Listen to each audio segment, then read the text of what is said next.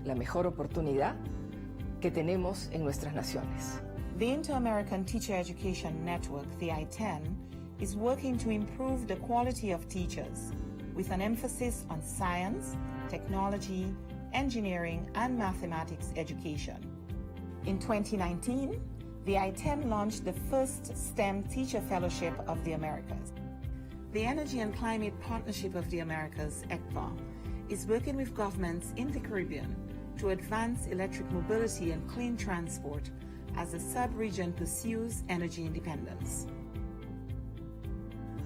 Under our Integrated Water Resources Management Program, SETI is responding to the demand of member states for platforms and applications that enable data-driven policies. In the Central American region, for example, we are expanding the scope of Costa Rica's Plataforma Interactiva de Aplicación del Clima Tropical. This tool captures and disseminates real-time climate and water data, promoting resilient agriculture. The Inter-American Committee on Ports is building human and institutional capacity through public-private partnerships to address port modernization, logistics, and security. CooperaNet, SETI's multi-stakeholder platform for cooperation and partnerships, is being relaunched in 2019, responding to member states' call for a more robust hub for cooperation. In a region where 8 out of 10 consumers begin or end their shopping process online, SETI has entered into a partnership with the private sector. Es una herramienta que sin duda acerca a las MIPYMES hacia la demanda que hoy está migrando a Internet, y con eso pretendemos mejorar las ventas y el posicionamiento de las empresas pequeñas. As we look to the future, the Executive Secretariat for Integral Development will continue to leverage cooperation and partnerships to expand our reach, proving that together we are much more than the sum of our 34 member states.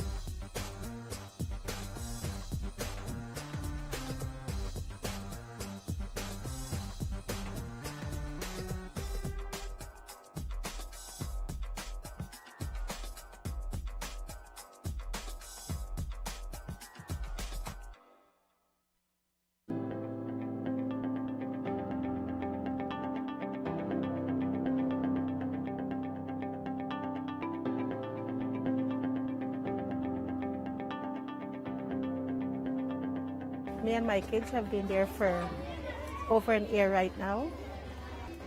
And children are friends. It doesn't matter where they come from.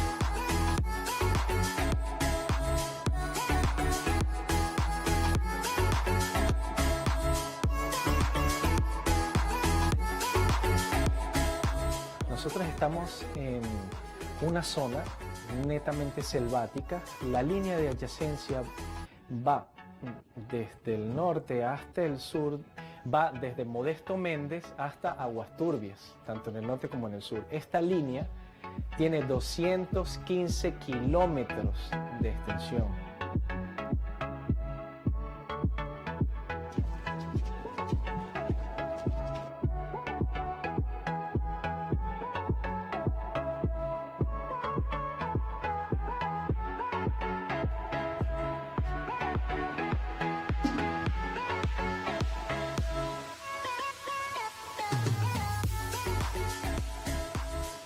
De allí vino él, se buscó creo con los de la OEA y de allí vino el proyecto para acá, para Judá.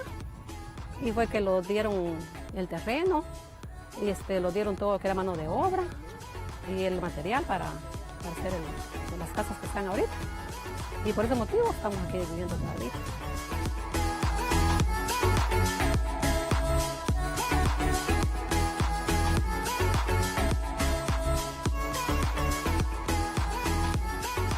La misión continúa trabajando en la implementación de medidas de fomento de la confianza mientras aguarda el resultado del reclamo que está atendiendo la Corte Internacional de Justicia por la disputa marítima, territorial e insular.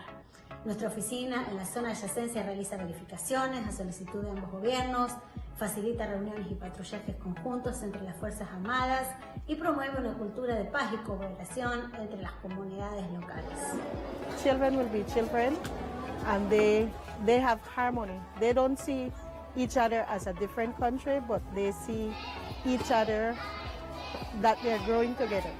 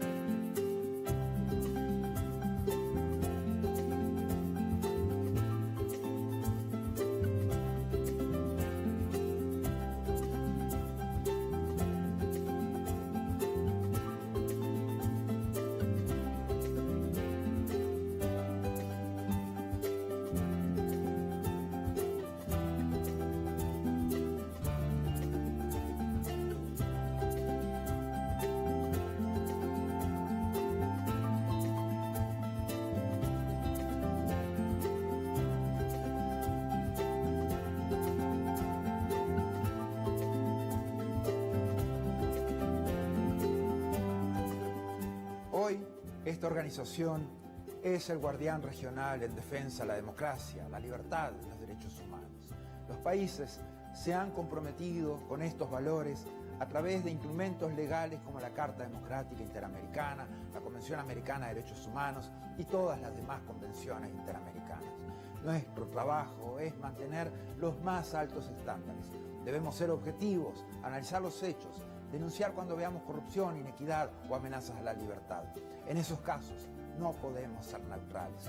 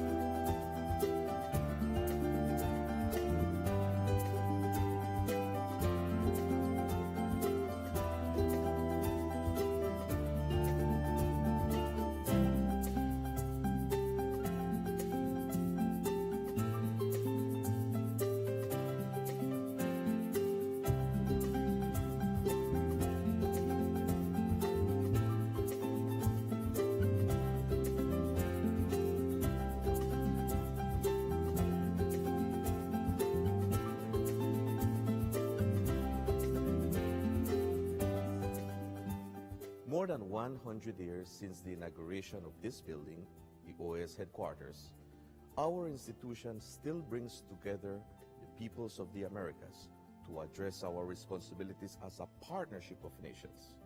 As we look to the future, our work must also focus on the construction of a positive agenda that continues to favorably impact millions of lives every day.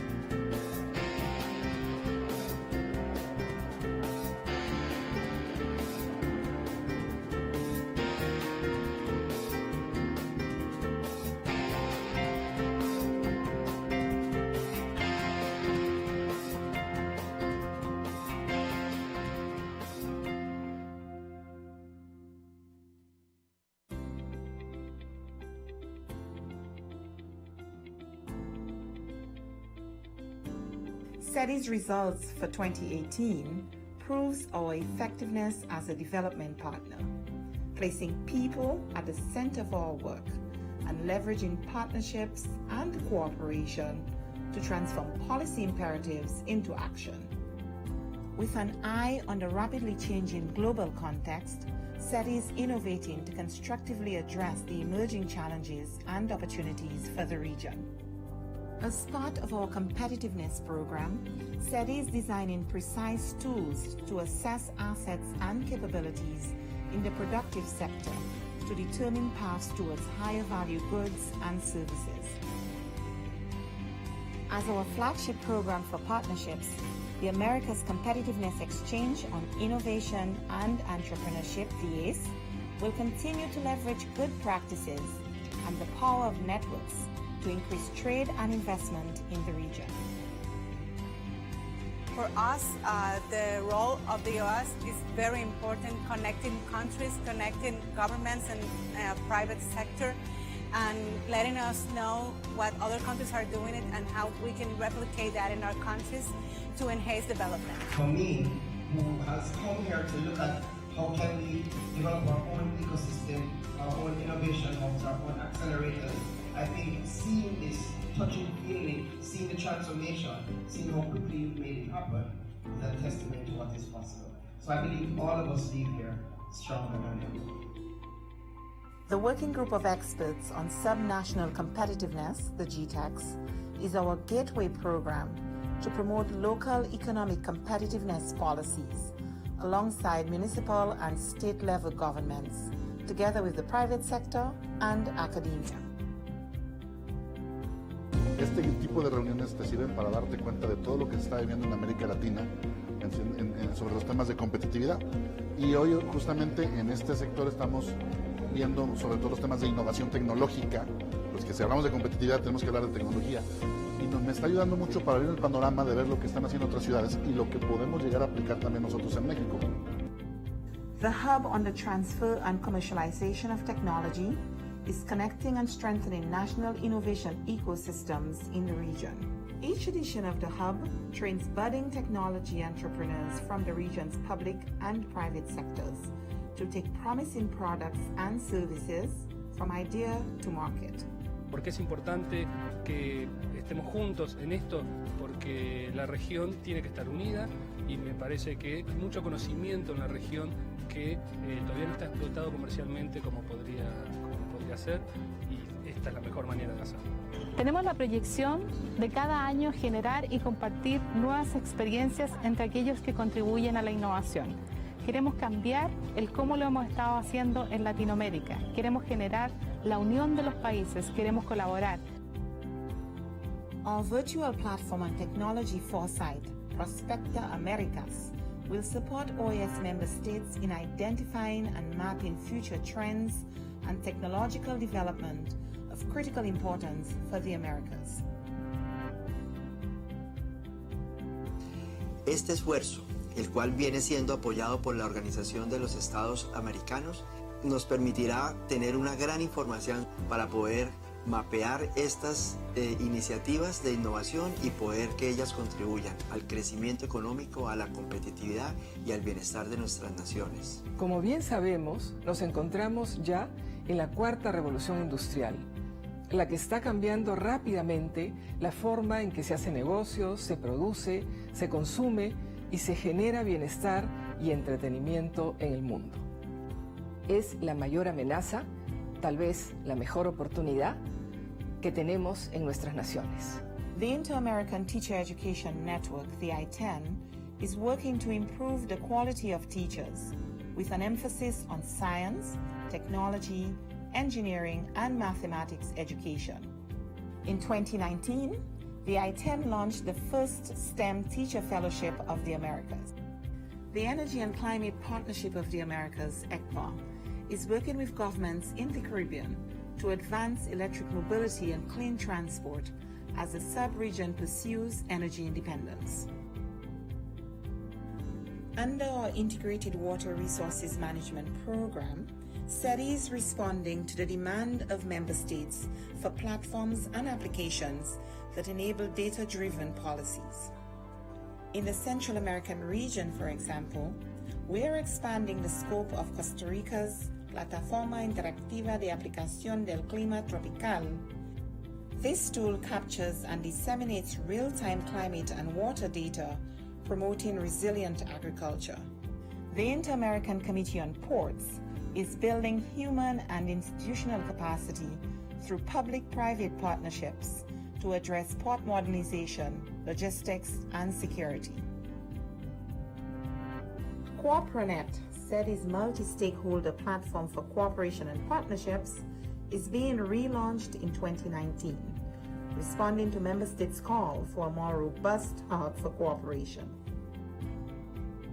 In a region where 8 out of 10 consumers begin or end their shopping process online, SETI has entered into a partnership with the private sector. Es una herramienta que sin duda acerca a las MIPYMES hacia la demanda que hoy está migrando a Internet, y con eso pretendemos mejorar las ventas y el posicionamiento de las empresas pequeñas. As we look to the future, the Executive Secretariat for Integral Development will continue to leverage cooperation and partnerships to expand our reach, proving that together we are much more than the sum of our 34 member states.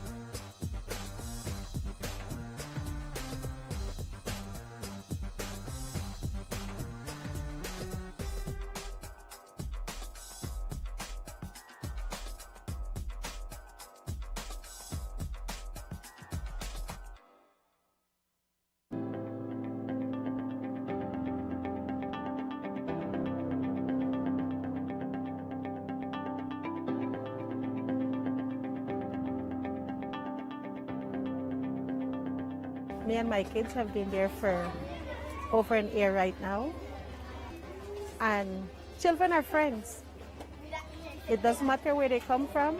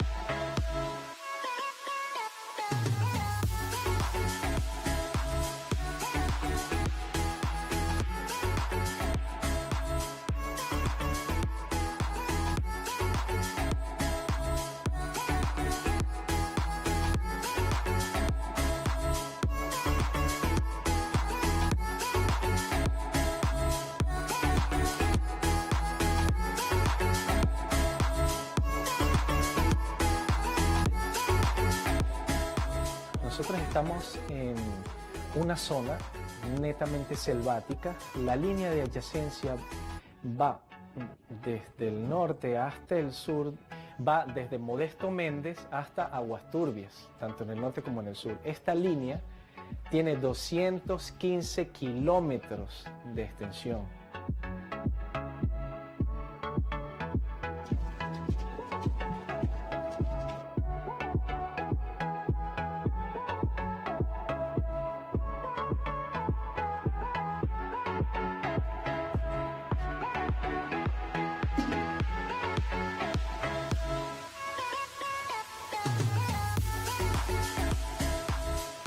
De allí vino él, se buscó creo con los de la OEA y de allí vino el proyecto para acá, para Judá.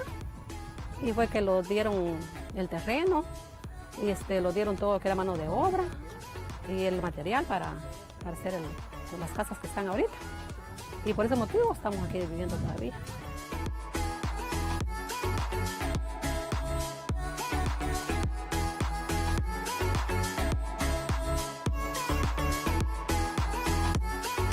La misión continúa trabajando en la implementación de medidas de fomento de la confianza mientras aguarda el resultado del reclamo que está atendiendo la Corte Internacional de Justicia por la disputa marítima, territorial e insular. Nuestra oficina en la zona de adyacencia realiza verificaciones a solicitud de ambos gobiernos, facilita reuniones y patrullajes conjuntos entre las Fuerzas Armadas y promueve una cultura de paz y cooperación entre las comunidades locales. Children will be children and they have harmony. They don't see each other as a different country, but they see each other that they're growing together.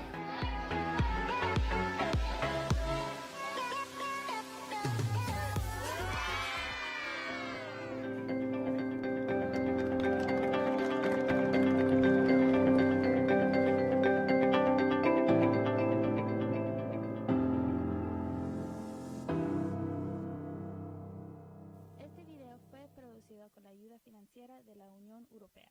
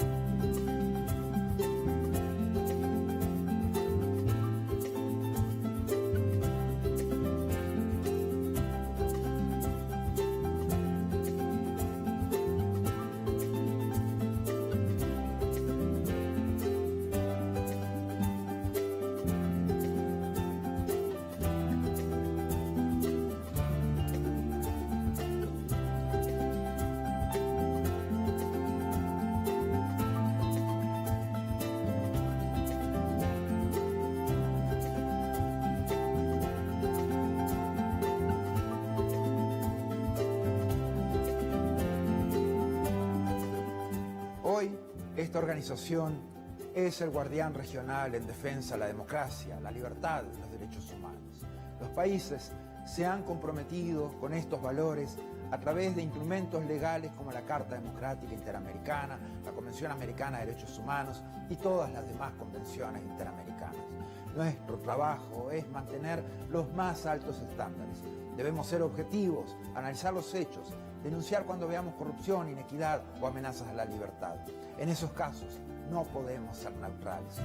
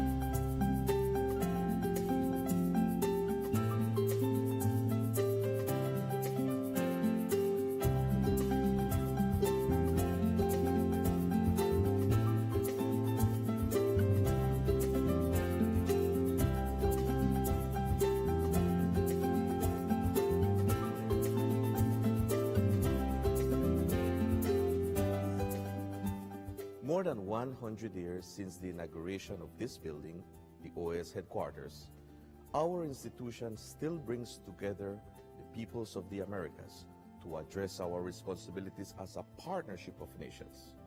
As we look to the future, our work must also focus on the construction of a positive agenda that continues to favorably impact millions of lives every day.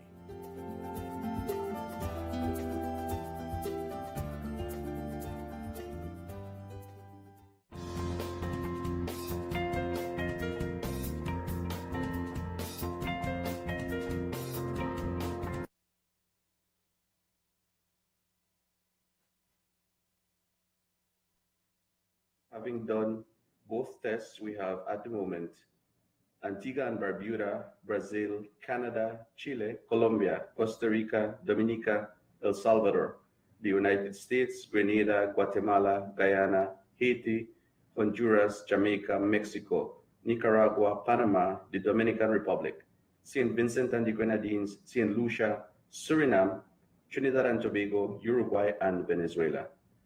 Thank you, Mr. Chairman. We have quorum. Thank you very much, Assistant Secretary General. Good morning, distinguished ambassadors, permanent representatives, and alternates. Look, I very much regret that I must start today's meeting on a sad note. Since we last met, I received news of the passing of a former Secretary General of our organization, Ambassador Alejandro Orfilla. Ambassador Orfilla passed away a few days ago at the age of 96. He served this organization with distinction as Secretary General from 1975 to 1984. In 1977, as Secretary General, he facilitated the negotiations between US President Jimmy Carter and the Panamanian leader Omar Torrijos that led eventually to the United States relinquishing control of the Panama Canal in 1999. Ambassador Orfilla also arranged the visit of Pope John Paul II in 1979 to the Organization of American States. Before serving the OAS as its 5th Secretary General, Ambassador Orfilla served in various embassies and consulates of Argentina, his native land. He was the recipient of accolades from many nations, including Spain, Belgium, France, Germany, the Netherlands, Italy, the Vatican, Thailand, Japan, and Greece. He also received honorary degrees from universities in the United States and Latin America. After his retirement from the OAS, Ambassador Fia entered the business world as a successful consultant and investor in the field of international finance and real estate.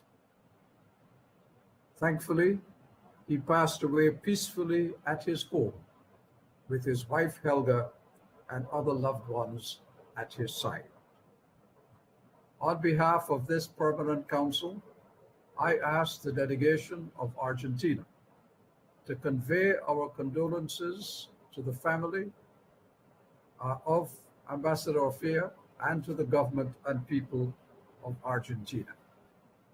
And I now invite you to join me in observing a moment's silence in memory of one of our own, Ambassador Alejandro Orfia, former Secretary General.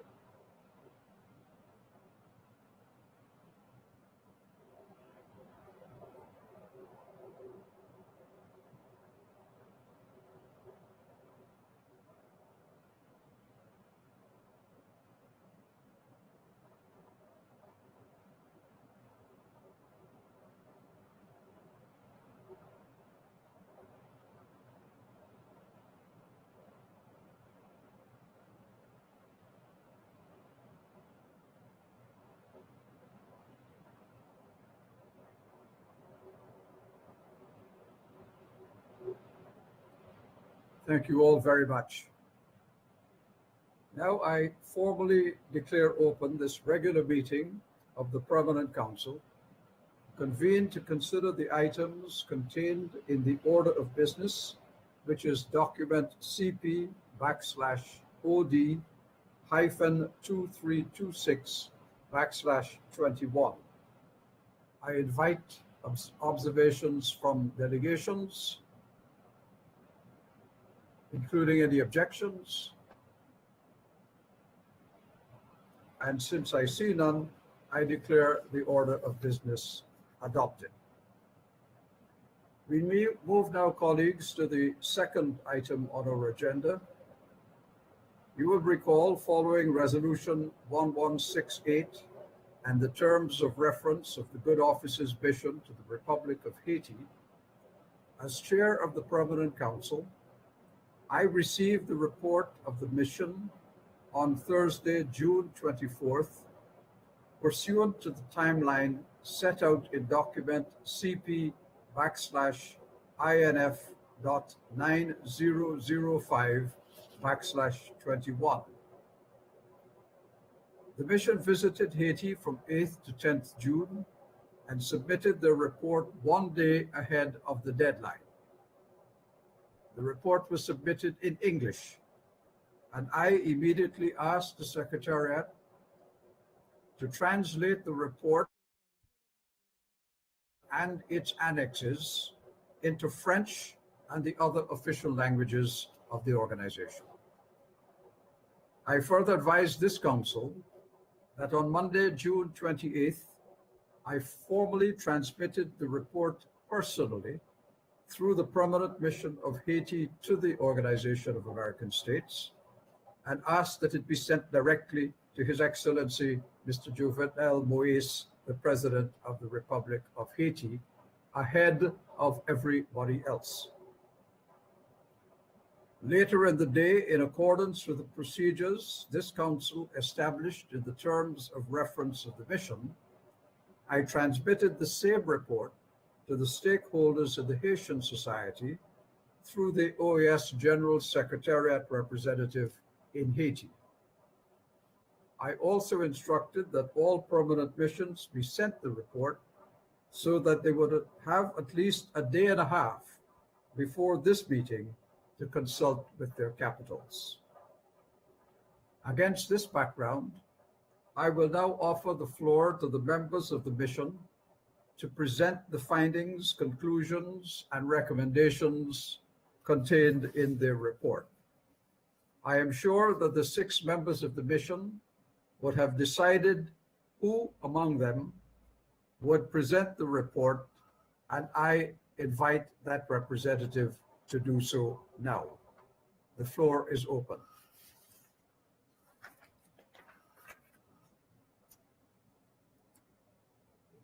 And I see the Ambassador of St. Vincent of the Grenadines has asked for the floor. You have the floor.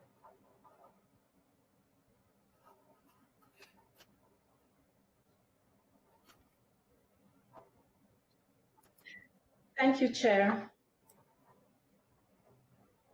Chair of the Permanent Council, Sir Ronald Sanders, Permanent Representative of Antigua and Barbuda, Secretary General, Assistant Secretary General, Excellencies, alternates, ladies and gentlemen. I pay my respect to the family of Ambassador Alejandro Orfilla, former Secretary General of the Organization of American States. Chair, on behalf of the Permanent Council's Good Offices mission to the Republic of Haiti, I am pleased to present the report of the Permanent Council. The Good Offices mission of the Organization of American States was deployed to Haiti from June 8th to 10th, 2021. This was in direct response to the mandate contained in Operative Paragraph 4 of CIPE/Res 1168, that's 2315/21, titled Support to the People of Haiti, and which was approved by acclamation on March 17, 2021, by the Permanent Council of the OAS.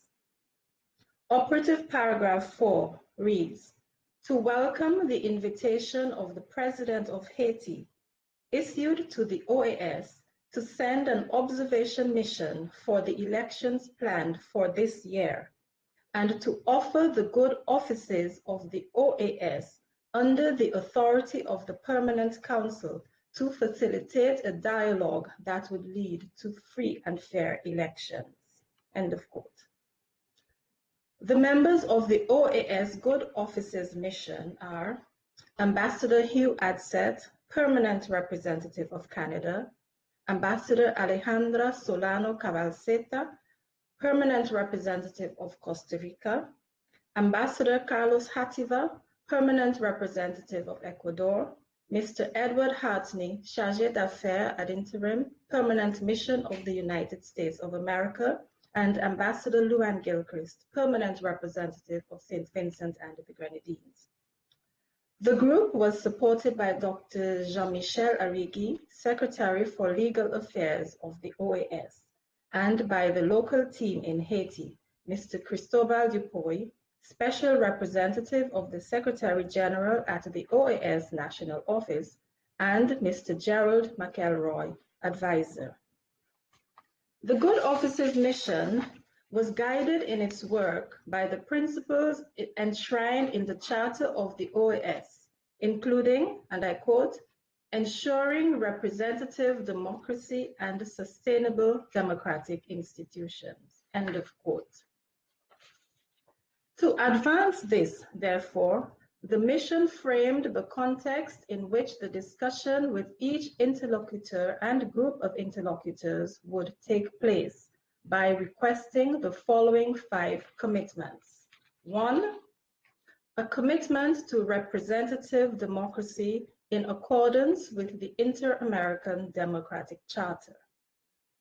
2, a commitment to free and fair legislative and presidential elections in 2021. 3, seeking a transparent electoral process with input from all stakeholders and credible to the Haitian people. 4, working to find a compromise that will benefit the people of Haiti. And 5, ending political violence and impunity and respecting human rights. Upon entry and exit, the mission met with President Moïse.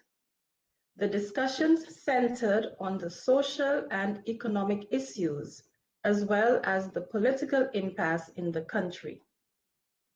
President Moïse stated that he is not opposed to dialogue and is hopeful that a middle ground can be found. President Moise reaffirmed the importance of the democratic processes, including the holding of elections, restoring security, and ensuring a prosperous future for Haitians. The mission met also with representatives of various groups such as political actors across the spectrum, civil society, including women and the youth, religious groups, and the private sector. The views of these representatives are summarized in the report and have as a common thread the socio-economic issues of violence and insecurity, including the criminal activities of gangs, food insecurity, and the COVID-19 pandemic. They stated that elections were needed, but differed on the timing of these elections. Some expressed concern about the Provisional Electoral Council, the CEP. Many evoked the need for dialogue and a Haitian solution to the issues with support from hemispheric and international bodies.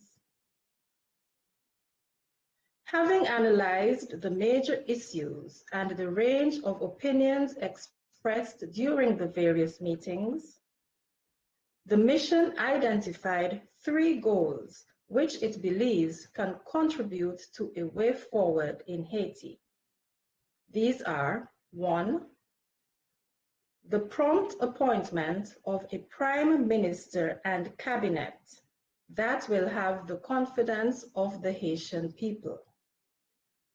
2, that urgent steps be taken to re-establish a climate of security in conformity with human rights obligations. And 3, the appointment of new members to the Provisional Electoral Council to ensure that the Haitian people have confidence in this critical institution and that local, legislative, and presidential elections are held this year. The mission recommends that the Permanent Council remain seized of the issues in Haiti and that the Organization of American States accompany the people of Haiti in their efforts in the coming months. It is also recommended that other international actors continue to support the people of Haiti in their efforts to realize their full democratic and human rights, and upon request, should continue supporting efforts to restore security, reduce violence and impunity, and support human rights in Haiti, and should also consider assisting with preparations for the elections, building on the work that has been accomplished to date. In closing, the mission expresses thanks to the government and people of Haiti for the welcome and thanks the various groups for the meetings during which ideas and opinions were shared openly and frankly. The mission thanks the local OAS team on the ground for hosting, organizing, and supporting the meetings. The mission expresses its gratitude to the Permanent Council for its support and guidance and for the confidence reposed in the members to conduct this mission.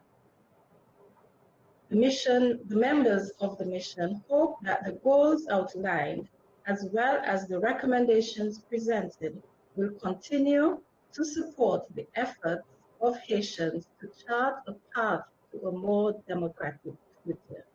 I thank you, Chair. Thank you, Ambassador Gilchrist, for presenting the report of the Good Office's mission, which went to Haiti from 8th to 10th June.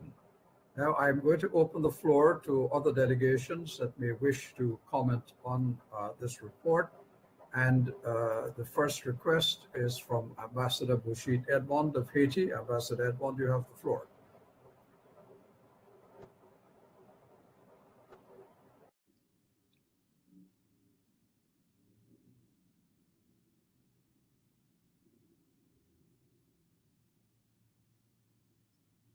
Thank you very much, Mr. Chairman. Thank you. Mr. Chairman of this Permanent Council, Sir, Distinguished Secretary General, Distinguished Assistant Secretary General, esteemed colleagues, permanent representatives, dear colleagues, permanent observers, friends all. Allow me, on behalf of the government of Haiti, indeed on behalf of the people of Haiti and on my own behalf, to express our most sincere gratitude to each of the members of this important mission, good offices, that did so much in such record time for my country. Likewise, the government of the Republic of Haiti greets this unstinting commitment on behalf of the Permanent Council of our organization, and also expresses its gratitude for the Secretary General himself engagement, who mandated and indeed supported that office, that mission of good offices to Haiti. And so, Chair, we believe that we see here the clearest expression of commitment, of the dialogue, of the importance of sustainable development and democratic principles, all of which we know are enshrined at the very core of the democratic charter of this organization. We support this report, and we feel that it tallies with the important elements that we believe are essential, beginning with elections, which are the only means of moving forward. The report rejects out of hand any coup d'etat attempt to shortcut or somehow subvert this attempt forward. We must ensure that these important principles be girded by ongoing dialogue in my own country, such that political agreements can be accorded that will pave the way for the return to concord, peace, and security. In truth, these elements that are all intrinsical parts of the overall solution, we believe are not only propitious but essential to de-escalating the spiral of violence that has gone on since September, and that we may hold credible, free, and fair elections as soon as possible, which not only the Haitian people but the entire international community calls for. Indeed, the Electoral Council has in fact published its definitive electoral calendar, and the referendum, the first tour of the legislative elections, will be held on 26 September of this year. 21 November will be the presidential elections. And on the 22nd of January, we shall have the municipal and local elections. The parliament, for its 51st legislature, shall be installed in January of 2022, and the 59th president shall be sworn in on 7th of February of that year. Let me remind this august assembly here that President Jovenel Moïse is not a candidate and will not therefore be on any ballot for these elections. Ladies and gentlemen, the main conclusion of this critical mission confirms the desires and the hopes of the government of Haiti itself, and comes to the conclusion, as we believe, that this is a propitious time to move forward and to strike an agreement, to forge ties and dialogue that will enable us to move forward and meet these goals per the hopes of the Republic of Haiti, and to organize those elections within the necessary run up to it before the end of the year, such that the elections can be free, fair, and totally transparent, so that in accordance with our own charter here, the Haitian people can indeed speak up and voice their choices without any constraint and at all levels. The mission, we believe, that explored all options available to it in this good office's mission points out that where some were recalcitrant to dialogue, that did not come from the military or the government. The government indeed shares the conclusion that only the reticence, the foot-dragging in some quarters has led to this situation, and were it to continue, might indeed prolong it. We are, all of us, absolutely convinced that the ideal solution spelled out in this report can only emerge, and will only emerge, if rooted in the deep and manifest will of the Haitian people to overcome sectarianism and political strife. The logical conclusion, the great hope indeed, is that Haitians themselves will find a way to set aside their fratricide struggles and move resolutely to a situation which will fill them with pride as they offer it in a legacy to those who will come after us. Now, Chair, distinguished members of this Permanent Council, I am convinced, we are convinced, that we have a way forward, and that we shall rally for the good of our homeland, for the sake of justice, and in order to alleviate the extreme suffering of so many of our compatriots and bring an end to the situation. We continue to persist in this previous path because we would fear the judgment of history, and we are precisely going to live up to our better angels. Mr. Chairman, it is now for the political actors of the Republic of Haiti, the civil society, the private sector, and all other parties to come together and do what needs to be done for the Haitian people to be able finally to hope, with a semblance of hope, that this long Calvary will be over and that dawn is coming. Again, sincere thanks to this mission of good offices. The President is deeply, deeply grateful. The interpreter regrets there's a lot of interruption suddenly. Can hear the ambassador again. Such that through political arrangements, the appointment of Prime Minister will take place, who will set up the next government.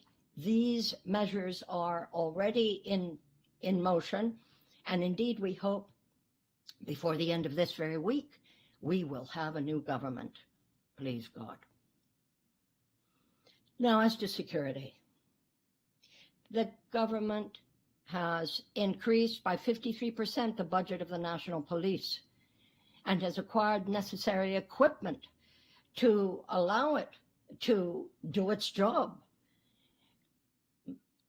We have ordered material that is necessary, and the government of Haiti, as I speak, is negotiating with a number of international partners in order to come to a good modus operandi that will be efficient against armed sectors that are, as we know, fueled by very powerful sectors with vested interests.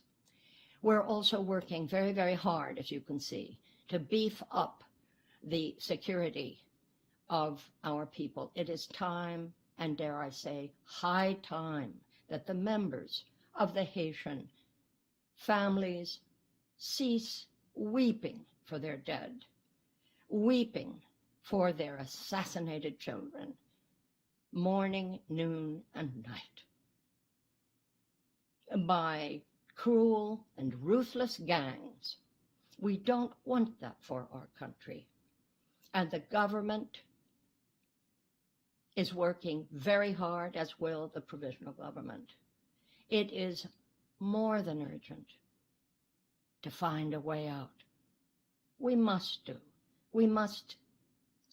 face these armed gangs and arm our own people for the sake of its own defense. And as to the third measure,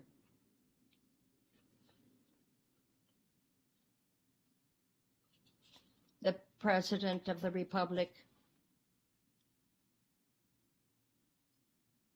has followed the provisions of our Constitution. The interpreter regrets, and suddenly the sound cuts in and out, so forgive me if I miss a few figures. And we are in the process, the President, of putting those who are in the position to organize the election so to do. But as you well know, there are some in the society that are against this. Yet the Constitution does allow the right to veto, to block the holding of elections if certain agents can't do it. And that's why Article 189(2) of the Constitution stipulates that if there is abstention from a particular body, the executive will be in a position to take the measures to fill in those voids. So the executive would, if there were that kind of block, be able to find a way forward, which is constitutional. The executive, indeed, under 189(2), has the obligation, it's not a choice. If there are vacancies that have been blocked, the executive must fill them in. And so, the Republic of Haiti will follow very closely all of these modalities that are before us in the Permanent Council and before other international bodies, notably CARICOM and the United Nations. We call on all of you to assist us in implementing this policy we have set forth by means of affording technical assistance where necessary, and in order that we may be able to abide by this electoral process been laid out. And most of all, to safeguard our people and to maintain a climate of peace and not fear. And to that end, the Republic of Haiti, Mr. Chairman, rejoices that this mission of good offices and the entire organization will follow the status of our political situation step by step, and urges all actors in Haiti to tackle the political, the health, the security session, and so many other challenges, not to mention the lack of food, the degradation of the humanitarian situation. So many challenges are before us, but we know we are not alone. And I think we stand at the verge, at the very moment in which there will be a leap forward in our commitment to act politically, socially, and from a humanitarian standpoint. Let me end, Chair, finally, to offer a few words, if I may, with regard to that humanitarian/health crisis that Haiti is not alone in facing, particularly as regards access to vaccines.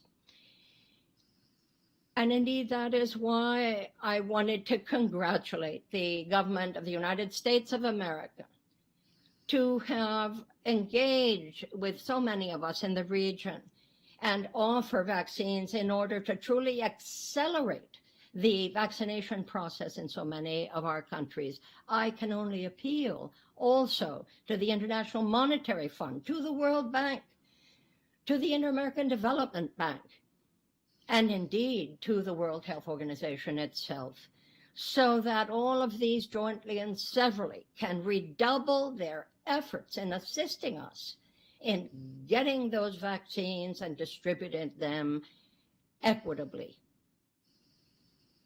Those of us most in need will be so grateful. Thank you, sir. Thank you.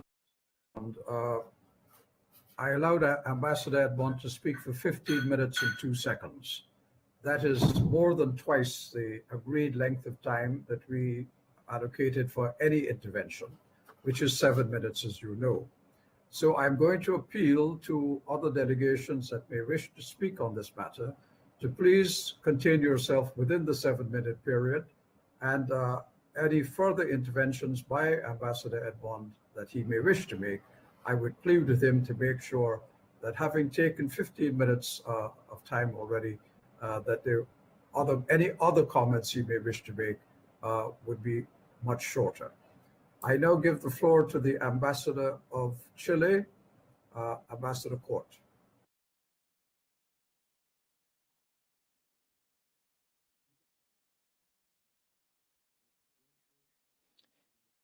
Chair, Secretary General, Assistant Secretary General, ambassadors, and we would like to express gratitude for the Good Office's mission report from the Permanent Council to the Republic of Haiti. We know it's the result of serious, committed work focusing on democracy and progress in that country.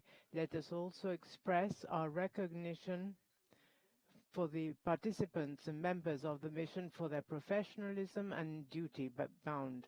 We also underscore the willingness of the Haitian government to welcome the delegation and facilitate their task. This mission is a demonstration that the OAS can be a factor for meeting and progress in the region. Chairman, we believe that the organization's commitment to Haiti must be ongoing, and this forces us to think about how to work together with the government and people of Haiti. The Chilean delegation is willing to make contributions together with other members of this council. Thank you very much, Chairman.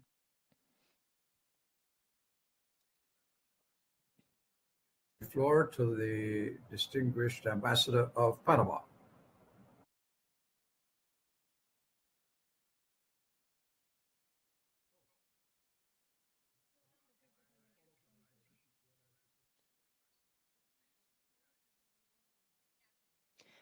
Thank you, Chairman. This being the first time we take the floor, Panama wants to express its condolences to the family of Ambassador Orfila, who played such an important role in the Torrijos-Carter Agreement signing for the return of the Panama Canal to Panama and achieving full sovereignty in our country. This being said, Panama welcomes the report and thanks the presentation made by Ambassador Luan, and we have taken due note. We also wish to underscore the work carried out by the members of the Permanent Council's mission to Haiti in compliance with the mandate adopted by consensus through resolution, with the purpose of facilitating dialogue that will lead to free, fair elections. We also acknowledge the invitation by the government of Haiti to conduct the mission and the welcome provided by the government and people of Haiti to the members of the mission to fulfill their task.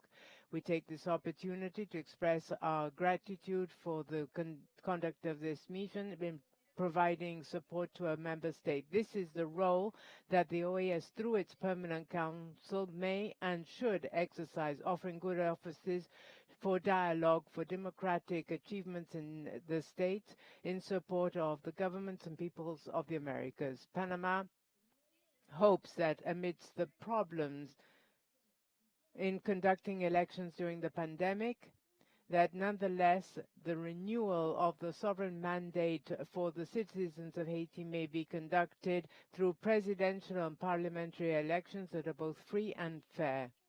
This delegation likewise echoes the words in the report indicating that any solution to solve the political crisis in Haiti requires participation of all sectors. Haiti can count on the support of the international community, the OAS, and Panama. Thank you very much, Mr. Chair. Thank you very much, the distinguished representative of Panama. And now I give the floor to the distinguished ambassador, my friend from St. Lucia, Ambassador Anton Edmonds. You have the floor, sir.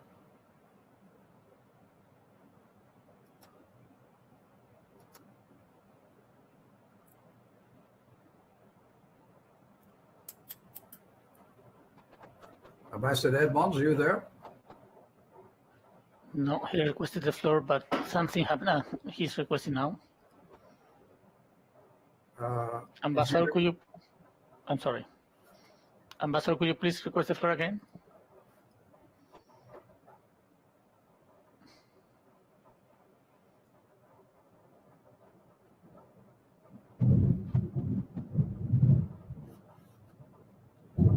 Yes, Ambassador, you have the floor. Thank you, Chair.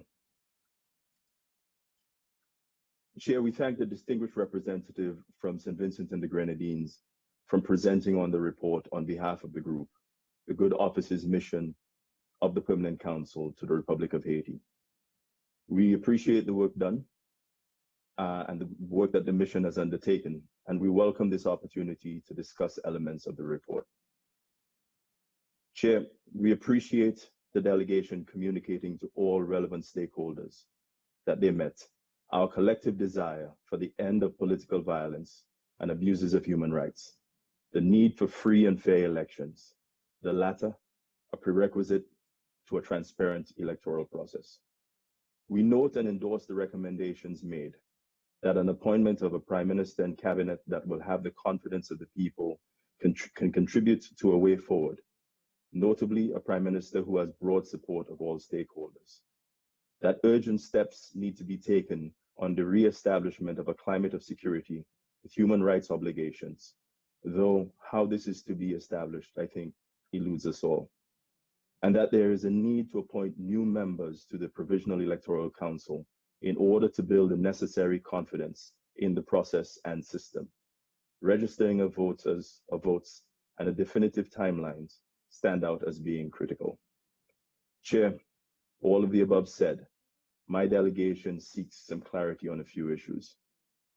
While the delegation met with a variety of civil society and other actors, as well as the president, can it inform whether any of these entities were part of the groups that it reported that the president stated he is talking to or dialoguing with, or that any of the groups it met with are willing to engage with the dialogue with the president?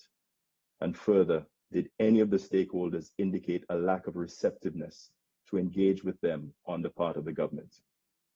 Chair, I ask the above as we, the OAS, must have a level of confidence that the need for dialogue is recognized. Chair, we note specific reference to the LGBTQ community and the need for their active inclusion in the political discourse, of course, to which we agree. We believe that all must be allowed to exercise their franchise and be engaged in government and governance. We do ask, however, Chair, whether we can get some more details on specific acts of persecution that this group faces, be it from the government or other political actors. We ask considering their very specific mention. If there is discomfort explained to member states elements of this within the report and facts presented on the ground, may we ask through you that some other mechanism be explored that would allow us this information and any other pertinent information that may be considered to be be volatile, maybe a closed session. Chair, in closing, my delegation is concerned that this engagement may not have been as effective as it could have been, and this may well be our fault, us as member states, in agreeing to the terms of reference. I do seek a response from the group on the following. While meeting with various stakeholders, was there an ability by our representative group to propose a series of steps or actions to the parties that could result in a dialogue? We note that the time was short, but state the above as a dialogue with the delegation may or may not translate into a dialogue between the parties on the ground that is needed. Thank you, Chair. Thank you very much, Ambassador Edmond. And I will now give the floor to the alternate representative of Antigua and Barbuda, Julia Joseph. You have the floor.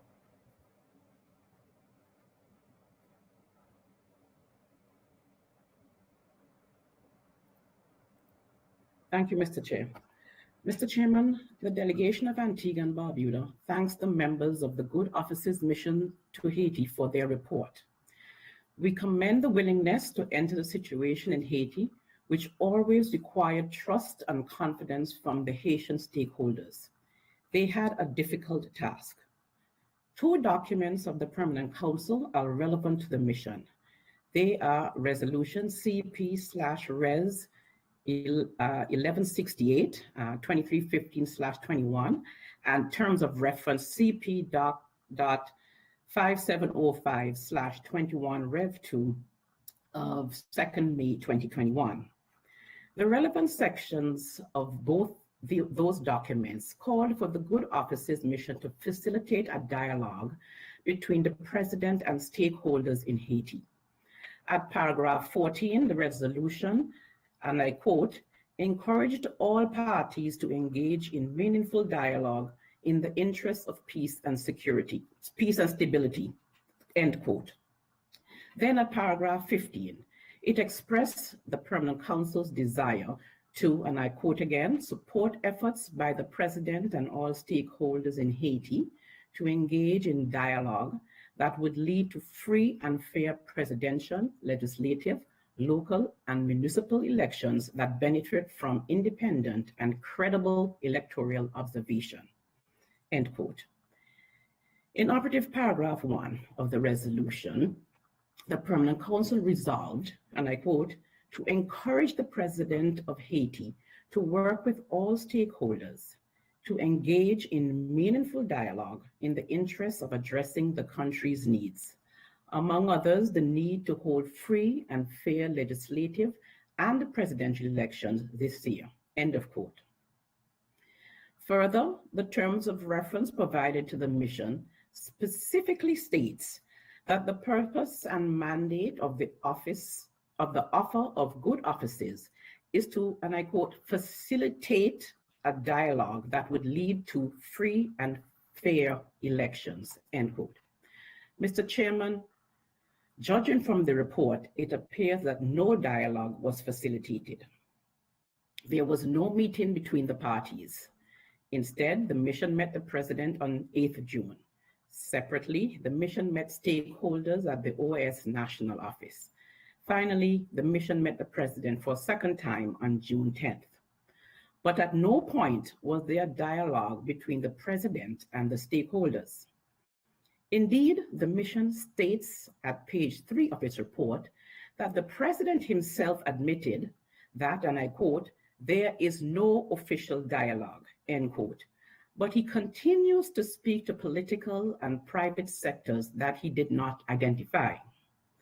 The mission identified 3 goals that it believes can contribute to a way forward. And I quote, prompt appointment of a prime minister and cabinet that will have the confidence of the Haitian people, end quote. However, the mission does not identify how such appointments can be achieved by mid-July without genuine dialogue and engagement of all stakeholders. Second goal identified by the mission is, and I quote, urgent steps to re-establish a climate of security in conformity with the human rights obligations, end of quote. Yet violence and insecurity in Haiti has intensified over the last few days. This has led the chair and leading members of the U.S. House Committee on Foreign Affairs to write to U.S. Secretary of State Blinken yesterday to express, and I quote, deep concern over the worsening situation in Haiti, end quote, and to state categorically that and I quote, ongoing corruption, human rights violations, hunger, and an alarming rise in crime, especially kidnappings, are contributing to increasing political tensions, end quote. The senior US congresspersons also said, and I quote, as long as the Moise government continues to insist on holding the referendum this year, the conditions for political dialogue and reconciliation cannot be met, end quote. There are also credible independent reports, Chair, that 11 persons were gunned down last night, including a journalist and a political activist.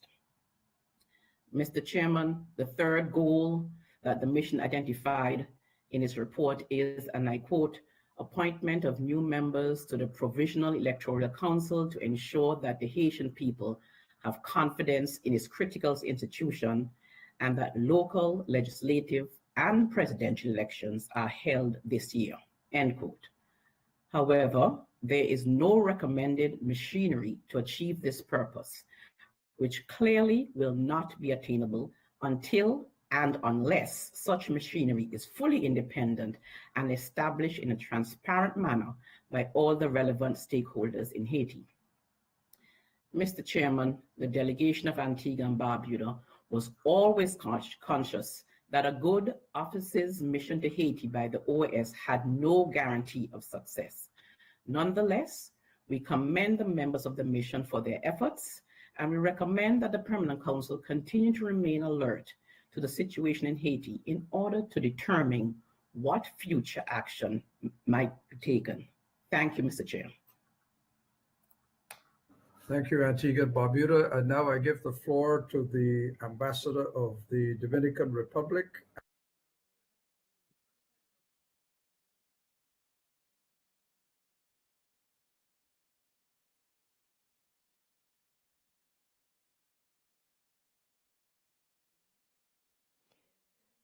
Thank you, Mr. Chair. The Dominican Republic mission wants to thank the presentation of the Good Offices mission report that took place this year in Port-au-Prince, as well as the ambassadors of Canada, Costa Rica, Ecuador, St. Vincent and the Grenadines of the United States for their dedication to this very important cause. They were supported furthermore by the OAS General Secretariat. The report presented today shows that the Republic of Haiti faces major challenges to conduct free, fair, impartial elections before the end of this year, some of which have been mentioned by the previous speakers. But we can also see a hopeful scenario with signals of commitment and engagement by the political, social, and economic groups in favor of democracy, citizen security, independence, justice, and respect of human rights in that neighboring country. We are grateful for the commitment that assumed by President Jovenel Moïse for a democratic process in Haiti that will conclude with a peaceful transition by February 2022. We think it's important to comply with the recommendations of the Permanent Council, especially regarding the prompt appointment of a prime minister and having a cabinet that meets the confidence of Haitian people and establish a climate of security in compliance with human rights obligations and the appointment of new people to the electoral process. The new electoral calendar for the different elections for this year, 2021, is one step forward that contributes to shed light in the electoral process in Haiti in order to contribute to strengthen confidence among the different political actors as well as social, economic, and civil society stakeholders. As the report points out, we also call on the international community to continue supporting Haiti and its people in its efforts to fully enjoy their democratic rights through new investments that generate more jobs, cooperation and technical assistance, contributing to the institutional strengthening and developing the necessary infrastructure to improve competitiveness and follow the path of development and stability. Dear colleagues, the delegation of the Dominican Republic fully concurs with what has been pointed out in the report, that any solution to the current political crisis in Haiti requires the effort of all sectors of the Haitian society, government, opposition, private sector, religious groups, and civil society. They, together with the people, will have to decide on the destiny of their country. Lastly, we support the recommendation of the mission for the Permanent Council to remain informed about progress achieved, and that the OAS continue supporting the people of Haiti in its efforts in the coming days, weeks, and months. Thank you very much, Mr. Chairman. Thank you very much, Dominican Republic. And now I give the floor to Luis Alvarado, the Distinguished Ambassador of Nicaragua. Luis, you have the floor.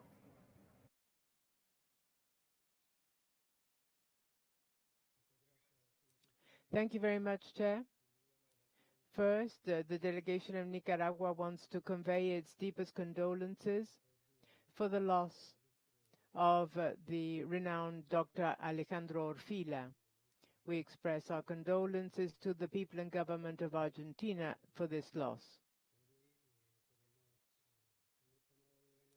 We have taken due note of the presentation made by the distinguished Ambassador Luan. From Nicaragua simply reiterates its position of abstention in this activity, and obviously express that as an organization we cannot become a tribunal over any sovereign state among the countries that are members of this organization. Thank you very much, Chair.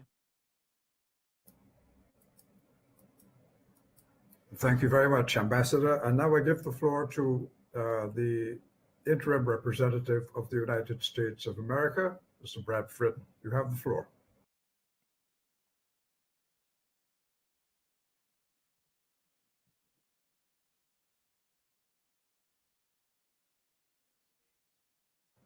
Would like to begin by thanking the government of Haiti for its continued cooperation on this matter and for welcoming the OAS Permanent Council delegation to Haiti June 8th through 10th. The United States appreciated being part of this important mission and believes the report presented here today offers important findings and recommendations that the government should seek to implement. That the government and stakeholders should seek to implement. The report lays out the necessary steps needed to move forward, notably the need to proceed with free and fair legislative and presidential elections to restore parliament and facilitate the democratic transfer of executive power. A newly elected president should succeed President Moise when his term ends on February 7th, 2022. Notably, the report calls for political consensus and compromise in order to establish a government that will have the confidence of the Haitian people. Urgent steps to reestablish a climate of security in conformity with human rights obligations, and appointment of new members to the Provisional Electoral Council to ensure that the Haitian people have confidence in this critical institution, and that legislative and presidential elections are held this year.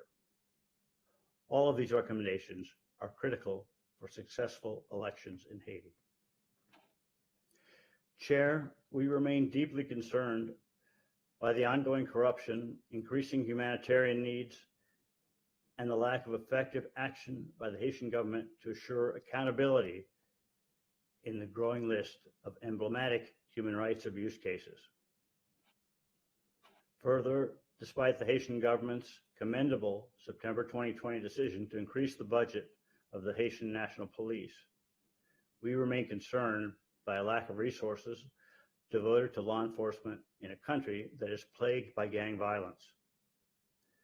A number of incidents have highlighted the challenges facing the Haitian National Police in restoring and maintaining order throughout the Port-au-Prince metropolitan area.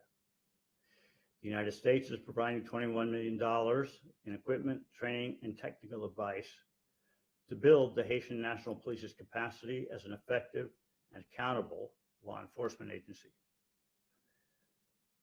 We are also encouraging Haiti to take a holistic approach to countering gangs and are providing $5 million to strengthen the Haitian National Police's capacity to work with communities to resist gangs.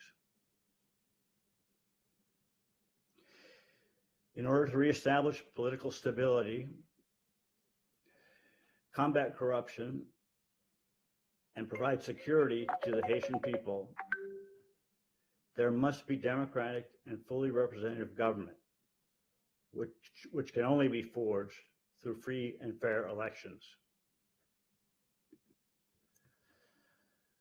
We will continue to press President Moise to move forward with plans to hold legislative and presidential elections this year, which is also laid out very clearly in the report we have before us today. The Haitian people deserve the opportunity to elect their leaders and restore Haiti's democratic institutions. The only way out of presidential rule by decree is the conduct of free and fair legislative elections, so Parliament can resume its constitutional role. To assist in that effort, the U.S. government provided more than $3 million to the Consortium for Electoral and Political Processes, which includes the National Democratic Institute, the International Republican Institute, the International Foundation for Electoral Systems. Their activities include focusing on improving electoral administration, strengthening the competitiveness of political parties, educating voters on electoral processes, promoting electoral transparency, and ensuring inclusive voter registration and participation. Chair, the United States is committed to the people of Haiti and will continue to support free and fair elections in that country. We hope this report will be a guide for future action and look forward to continued cooperation. And we thank all those who took part in the mission, as well as the OAS General Secretariat for its support. The mission they participated in is an outstanding example of how the OAS can support a member state in need. We commend the delegation's apolitical and even-handed approach to helping the various stakeholders in Haiti establish a basis for dialogue. Finally, in closing, I would like to personally thank the Acting Deputy Chief of Mission of the U.S. Mission to the OAS, Ed Hartney, for his outstanding work in the run-up to the OAS mission and his willingness on short notice to join the delegation when I was unable to do so. Thank you, Mr. Chair.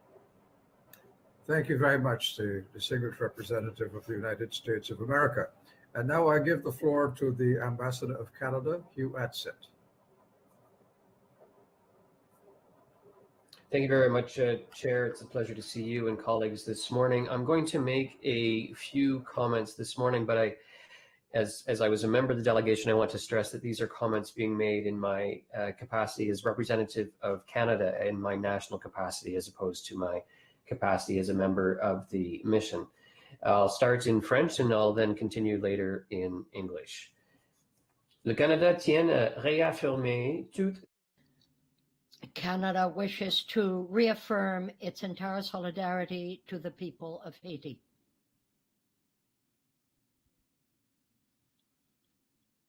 Every day that the political crisis lasts deteriorates further the security environment.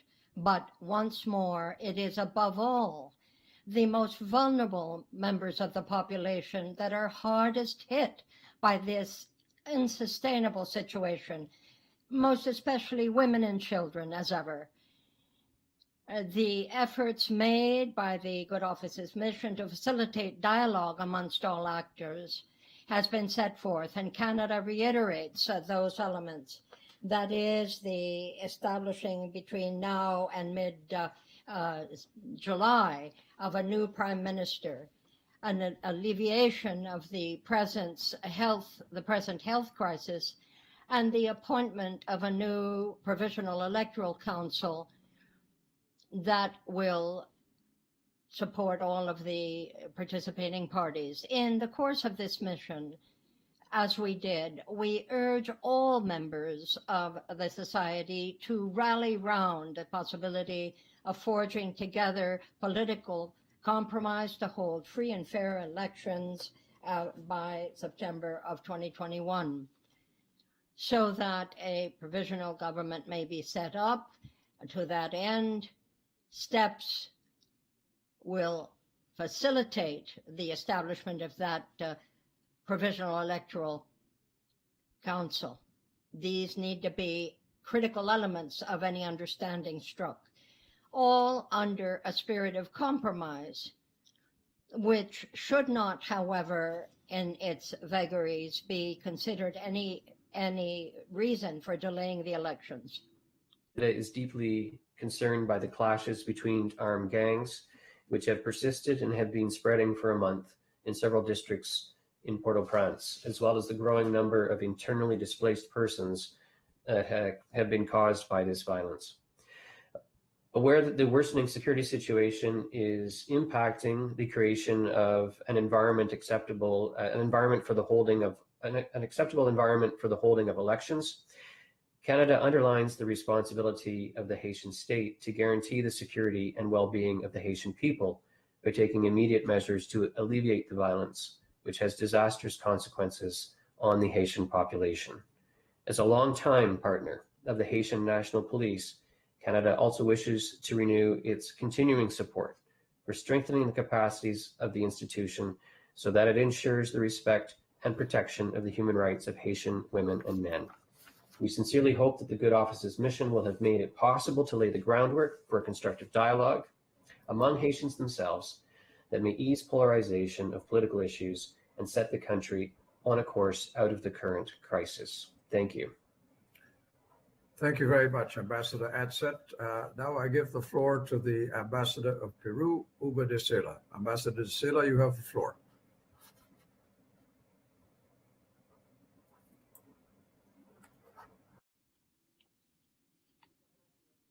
Thank you very much, Mr. Chairman, and a good morning to all.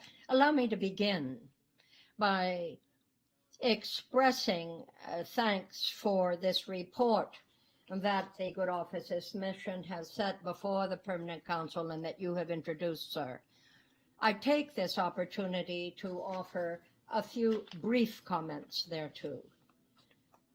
Chair, first of all, I must underscore the very balanced tenor of the work of this mission, which is palpable in the report, which is filled with concrete, practical suggestions that establish the way forward, a type of roadmap back to democracy in Haiti. Now, Chair, I believe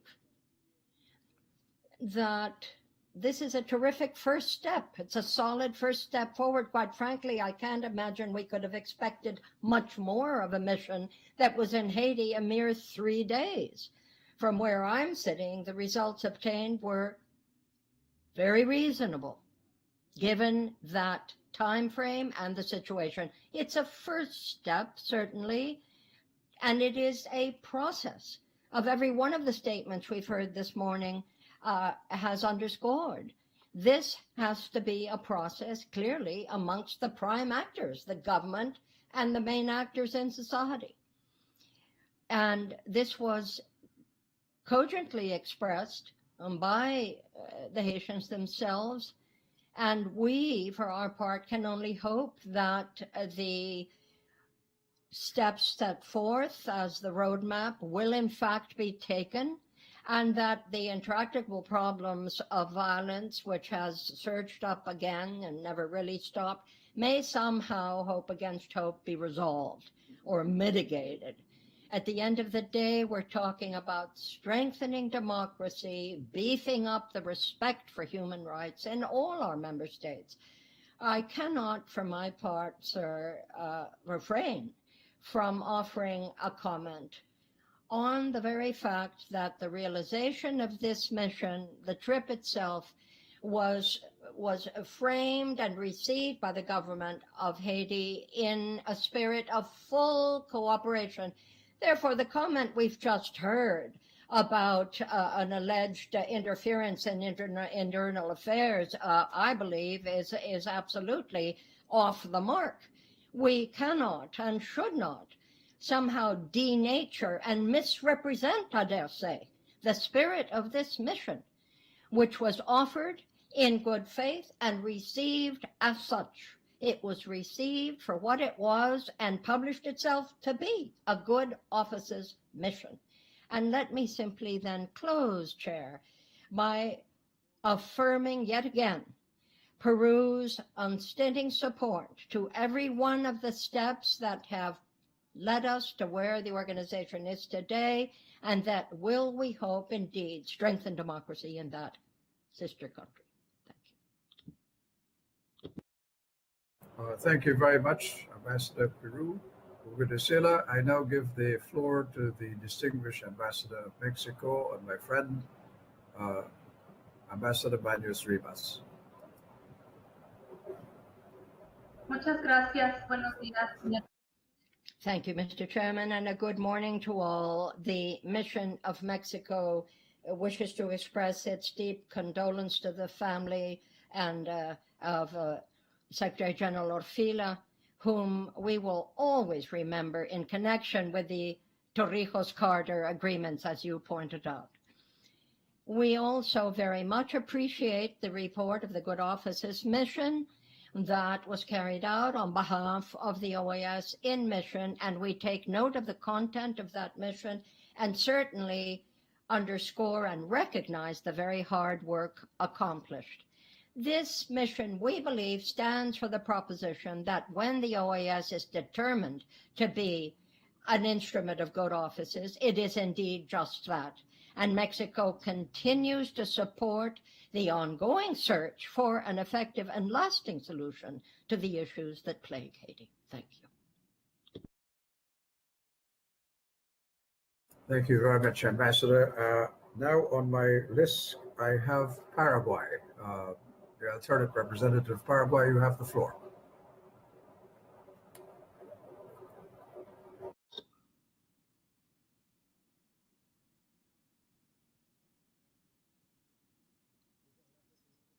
Thank you very much, Mr. Chairman. My delegation wishes to appreciate the presentation of this report on the Good Office's mission that was sent by Permanent Council to Haiti, and in the terms of reference that was defined by our Permanent Council on the basis of our initial meeting in that regard, March 17th. We applaud the work that was carried out by the members of the mission jointly and severally, and we certainly also recognize the great efforts that Haiti itself made to accommodate and to further the objectives of the mission, and we hope that this will continue to be taken very much to heart by the government of Haiti. There's no doubt that a spirit of good faith and an inclusive dialogue is a must for there to be a successful conclusion to this process. At the end of the day, all of this is in the hands of the people of Haiti, in the people themselves. That is democracy in every sense, and we know that the OAS will stand behind them, and we hope the process will continue. Thank you. Now I give the floor to the Ambassador of Uruguay, Washington Abdallah. You have the floor, sir.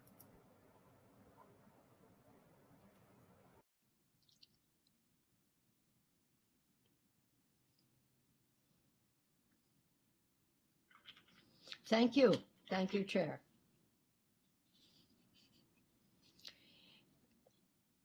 I'd like to be very specific, very concrete. The interpreter points out the sound is very low. I'll do my best. And now it's interrupted altogether. I'm sorry. The mic is off. It's now back, Chair.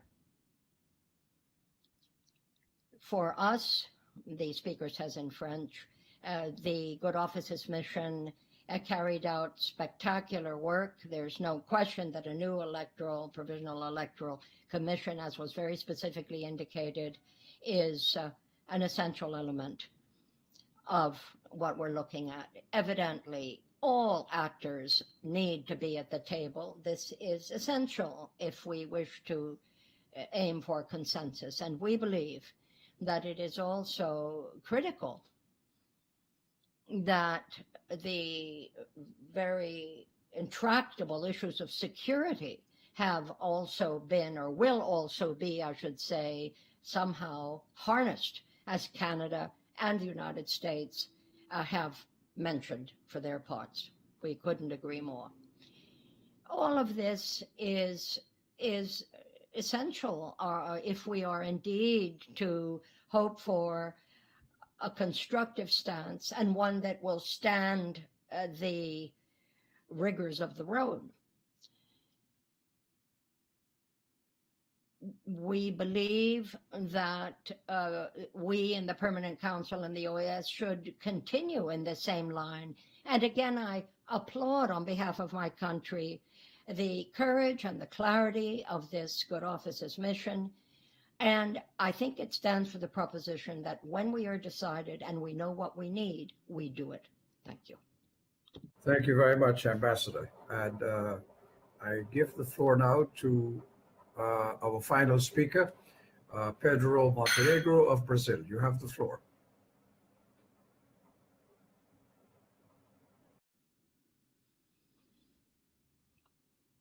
I thank you very much, Chair. I'd like to begin, as it was the Ambassador for St. Vincent the Grenadines that presented to us the report of the Good Office's mission, to thank that mission. And of course, we also thank each and every one of the members thereof who responded to the invitation we received from the government of Haiti to go to Haiti to seek consensual and democratic solutions to resolve the crisis facing the country.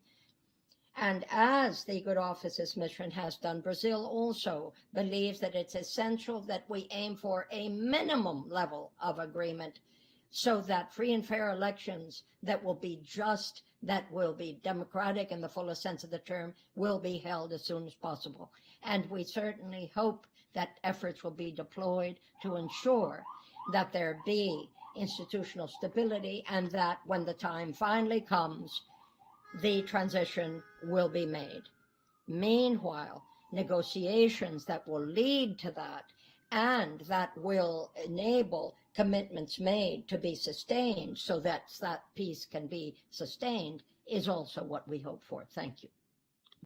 Thank you very much. And now I see the representative of St. Vincent of the Grenadines has asked for the floor, or final speaker on this topic. Ambassador, you have the floor.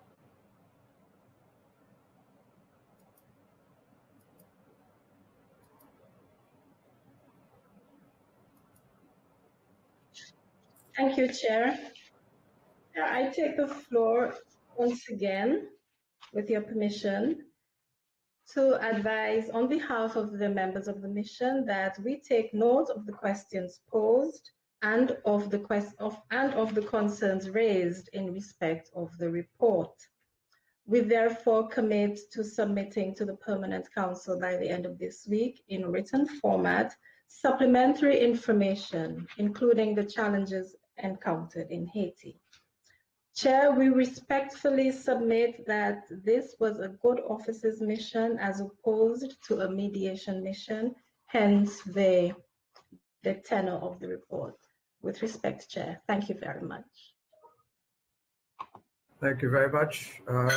Ambassador Edmond has asked for the floor, and as I said before, I hope that he will keep his remarks at this point as short as possible, having had 15 minutes to speak earlier. Ambassador Edmond, you have the floor.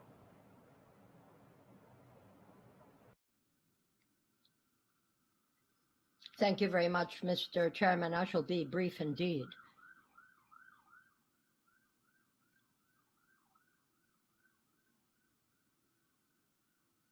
I believe that the ambassador for St. Vincent and the Grenadines has in fact beat me to the post and just clarified the salient fact that this was a good office's mission. It was not a mediation mission. As a good office's mission, it was exploratory in nature. That's my first point. Secondly, regarding security, I believe every one of my colleagues here present will surely accept the principle that there exists no single society on earth that is free of violence or immune to it. all countries face violence at some level. Now, that does not mean that the level of violence to which I'm referring should include unbridled criminality, which certainly any government has the obligation to stop as best it can. And let me say it again. The government of Haiti has the responsibility of creating a government. We have committed thereto with the good offices mentioned, and the government itself has the responsibility of organizing said elections. We embrace that and commit thereto. A further point, Chair, has also, I believe, been alluded to by several delegations. Question of corruption. There again, corruption knows no nationality or color. La corrupción no tiene nacionalidad. Corruption has no nationality. The ambassador has said in 3 languages. Most of the time, and frankly, often I have a feeling, there seems to be that some in this delegation, in this organization, the interpreter corrects itself, would somehow suggest that Haiti is somehow particularly prone to corruption. We have the manifest will to fight corruption, and the government of the United States can say so. And the Secretary General himself can say what this organization has been doing to fight corruption. We have a signed commitment with the OAS, an agreement, a contract, as it were, to fight corruption. And I believe this mission is well aware of it. And it is indeed supported by a good number of members of this organization. And I call on other members of the organization to underscore this. Corruption in the OAS is not Haitian, as some would allude or somehow insinuate. I believe that all of us, capital ALL, all of us, members of this organization, have a measure of corruption in our respective countries. Now, we will continue to fight that scourge, and this is what we're doing, and most gratefully with the support of this organization. And so let me respectfully suggest that every time you speak or think of Haiti, immediately, whoops, there comes corruption, the C word. As long as I am sitting at the OAS, I will continue to underscore that all of us, every member of this organization, has a measure of corruption in his or her state. We have the will to fight it. Now, it's not easy. I'm not suggesting, I'm not being glib here. I'm not suggesting it's easy. I am saying that the struggle is a long-time struggle. It's not an overnight thing. It's an ongoing battle. And to close, Chair, let me repeat. Corruption is not Haitian. Corruption has no nationality. We all know corruption in our respective homelands at one level or another. And we are determined to fight against it. And so stop affixing that label as if you presume to have some kind of barometer to find out how one day from the next, how high is corruption in Haiti. Enough. Thank you.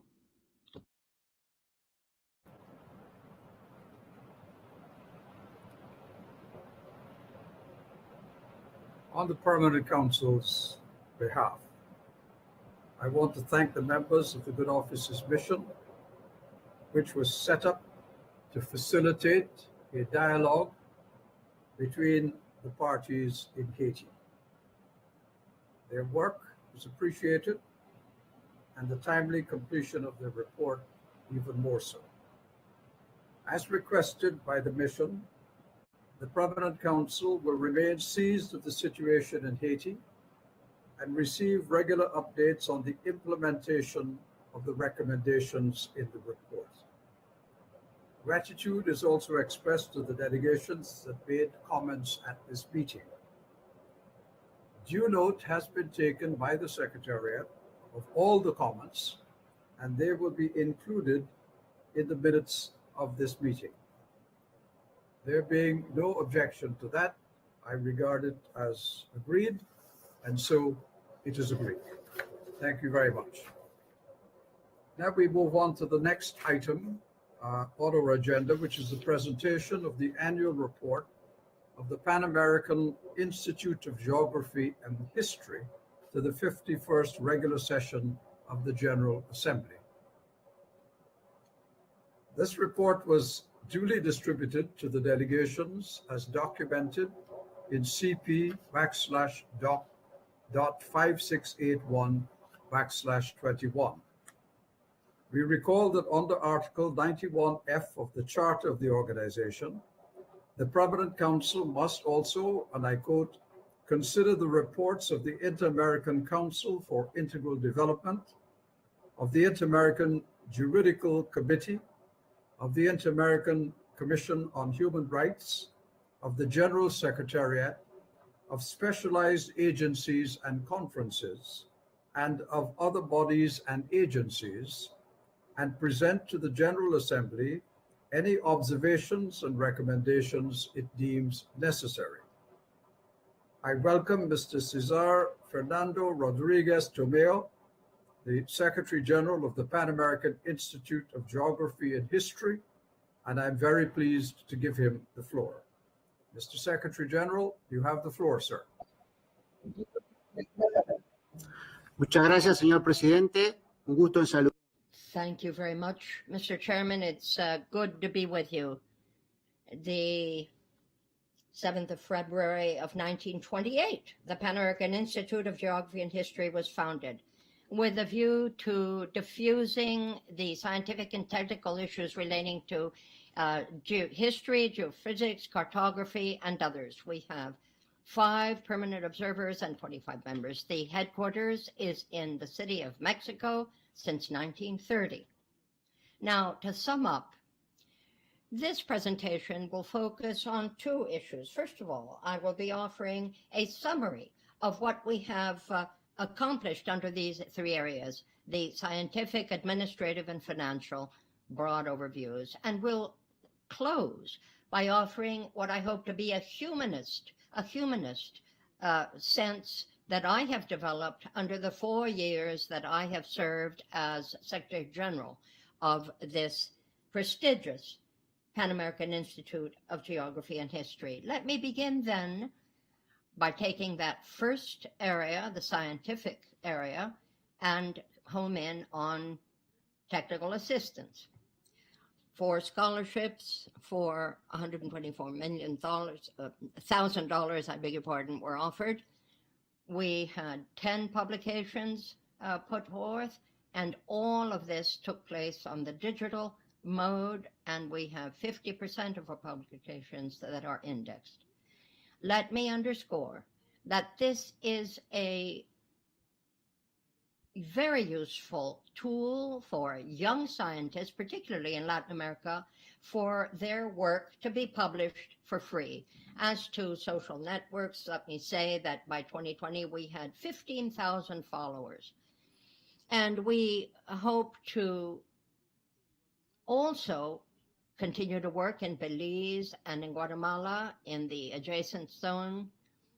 The pandemic only spurred modes of management that we had already put in train. And as a result of the new normal, we have activities and training offered in the virtual mode. We have history, but it's not enough. We need to continue to show that we have something to contribute, that we are useful. And how do we do that? With concrete examples. So to sum up, a new management model has been emerging in the world, and I want you to know that the Pan American Institute of Geography and History is doing what it can to adapt and keep up. Let me move to finances. In terms of the contributions received by member states, the debt that is owed us has grown, as you can see with your own eyes. The Institute, therefore, has been obliged to take measures that will in some measure try to slow the erosion of our legacy and make critical inroads in our efficacy. So we're hoping that by increasing administrative or reducing administrative costs, the national statutory measures for 2020 were held virtually. We reduced the administrative and financial measures that we could act on were taken. Salaries were reduced or frozen. In the administrative area, I'd like to say that the General Assembly, the 22nd General Assembly, will be held on a virtual format for the 27th October 27th of this year, for two main reasons. First of all, to elect our authorities for 2022-2025. Now, this institute has 7 different areas of authorities, and there cannot be more than one person in the national. Only the Secretary General is elected on the basis of 3 candidacies. Ecuador put itself forward for the chair of geophysics and Secretary General. If what we expect takes place, and the candidate for Ecuador is indeed elected to chair the geophysics area, Ecuador will then not be a candidate to the position of Secretary General. Therefore, for that position, we expect that 2 runners will be vying, Mexico and El Salvador. With regard to the new organic statute, this is the result of hard work over 3 years that has sought to reflect the circumstances, that is seeking a balance between responsibility and possibility. It means that we are aiming for what is possible. This is the art of the possible, adapting ourselves, of course, to reality. And possible, I say, because we want to garner consensus. We have sought to take into account the long tradition of this Pan American Institute for Geography and History, respecting the assets and legacy of those who came before us, and giving due accordance, of course, to innovation where necessary. And to end, let me just very briefly explain a little bit more how I have seen and lived this last year of my mandate. I see it as a point of transition, sometimes very difficult, as between the hard choices, proverbial rock in the hard place, between what is necessary on the one hand and what is possible on the other, as I said, with a view to reaching consensus. And I offer this, from my standpoint, simply as a human being. You know, when you come to a new country, you need to adapt to that culture. I come from a country with a little more than 3 million population in toto. Now I'm living in a city that is more than 3 times the population of my country by a long chalk. So I can tell you that my experience here in Mexico City over 4 years has certainly affected my thinking and left a mark on how I approach certain things. Many people were around me who thought differently and acted differently from what I expected. But I have learned to listen and to prize teamwork. But it's one thing to grasp that concept. It's a very different thing to live it and implement it. But I've also very much appreciated how important it is to prize youth and different cultures. The pandemic hit me very hard, not least, I'll say it frankly, the distance that separated me from my family. My enthusiasm never waned, at least at the beginning of every day. I learned and I sought to implement my conviction that one can be certain of what needs to be done. That is, in this panorama, what is necessary. But as the days move through the different hours, we see what is indeed possible. And at the end of the day, literally, I learned, I do believe, to listen, because there are no absolute truths. What we need to follow is candor and the willingness to listen. And that is the toughest bridge to navigate. You see it here. And yet, I think that coming to those conclusions, coming to those reaffirmations, are perhaps a good place to start. If one slips, if one is discouraged, never mind. Don't worry about the ups and downs. Don't worry about what you might have done, coulda, shoulda. Let's look at what can be done, at what was able to be done, and fight depression above all. And thank you, Chair, and thanks to the Permanent Council for listening to this report. Of course, I'm willing to answer any questions you may have. Thank you. Thank you very much, Secretary General, for a very distressing report on the financial situation. I have a request for the floor from the distinguished Ambassador of Uruguay, Washington Abdallah. Ambassador, you have the floor.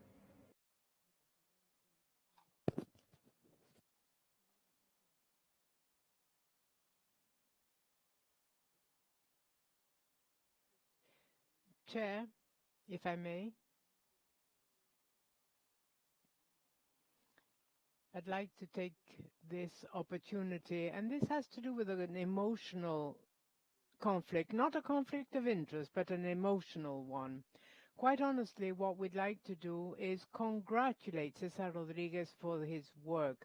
Cesar has been involved from the outset and has done it with great conviction and totally devoted to it. And what the Pan American Institute has been doing, we consider to be highly important.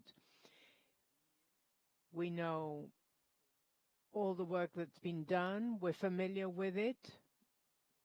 And I do believe that we can see the results and outcomes of some of the work conducted by Cesar. For instance, what he's done between Guatemala and Belize just deserves our applause. So, as an apostille and with Uruguayan emotion, we'd like to congratulate him and thank him for the work he's being carried out, the effort he's put into it, and especially the interest as to learn on as he moved forward, sometimes with the challenges that life puts before us, force us to learn. And what we've seen in Cesar has been a true success, and his country, the Oriental Republic of Uruguay, congratulates and thanks him.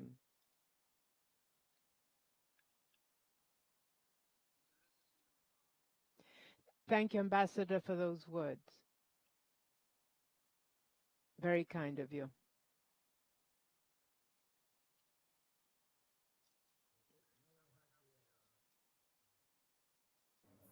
Pleasure to give the floor to Ambassador Baños Ribas of Mexico. Ambassador, you have the floor.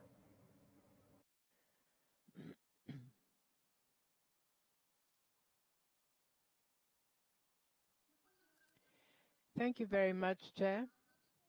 I'm grateful to the Secretary General, Cesar Rodriguez, for his presentation. And as a delegation, we congratulate him for his wonderful direction. Mexico is proudly the headquarters for the Pan American Institute of Geography and History, and we're very familiar with the wonderful work it has carried out since its foundation. It underscores use of technology to prioritize training, dissemination, and expansion activities in a virtual format during the pandemic crisis. There are efforts for transparency and accountability also, such as the freezing of salaries, and to develop realistic budget plans despite the major deficit they are dealing with. We also note the proposed amendment to the organic statute that will be presented for voting at the upcoming General Assembly. Let me take this opportunity to remind you that Mexico is competing for the position of Secretary General at the PAGHI through Antonio Campazo Rosales, a vastly knowledgeable historian, and if the votes of other states vote him in, his work will strengthen the institute, disseminating its activities and ensuring its efficient conduction. Mexico nominated this candidate based on the importance of the Pan American Institute for the Pan American system, in order to not have knowledge and analysis of American geography and history, and it's a sign of commitment to strengthen the scientific activities conducted by the Institute, in particular in areas such as climate change, natural disasters, and developing geographic and spatial history. Thank you very much, Chair. Thank you very much, Ambassador. And now I give the floor to our final speaker on this, number two. I give the floor to Ambassador Isacort of Chile, and then Ambassador Atiba of Ecuador.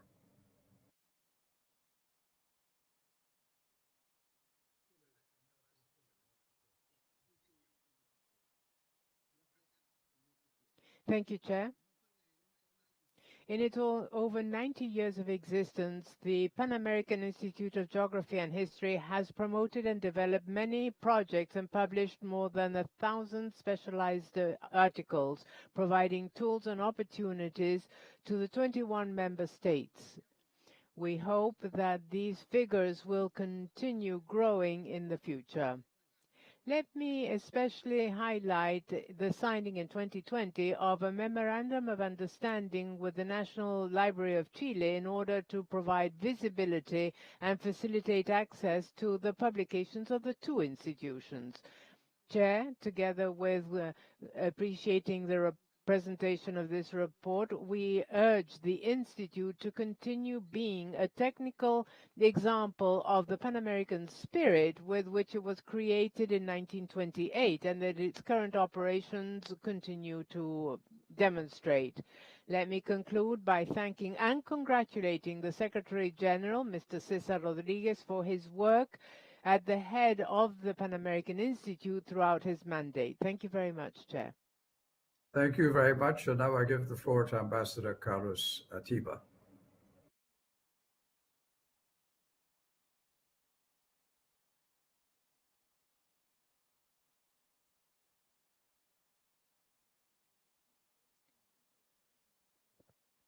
The interpreter regrets the volume is very low. We'll do our best. We are grateful for this report.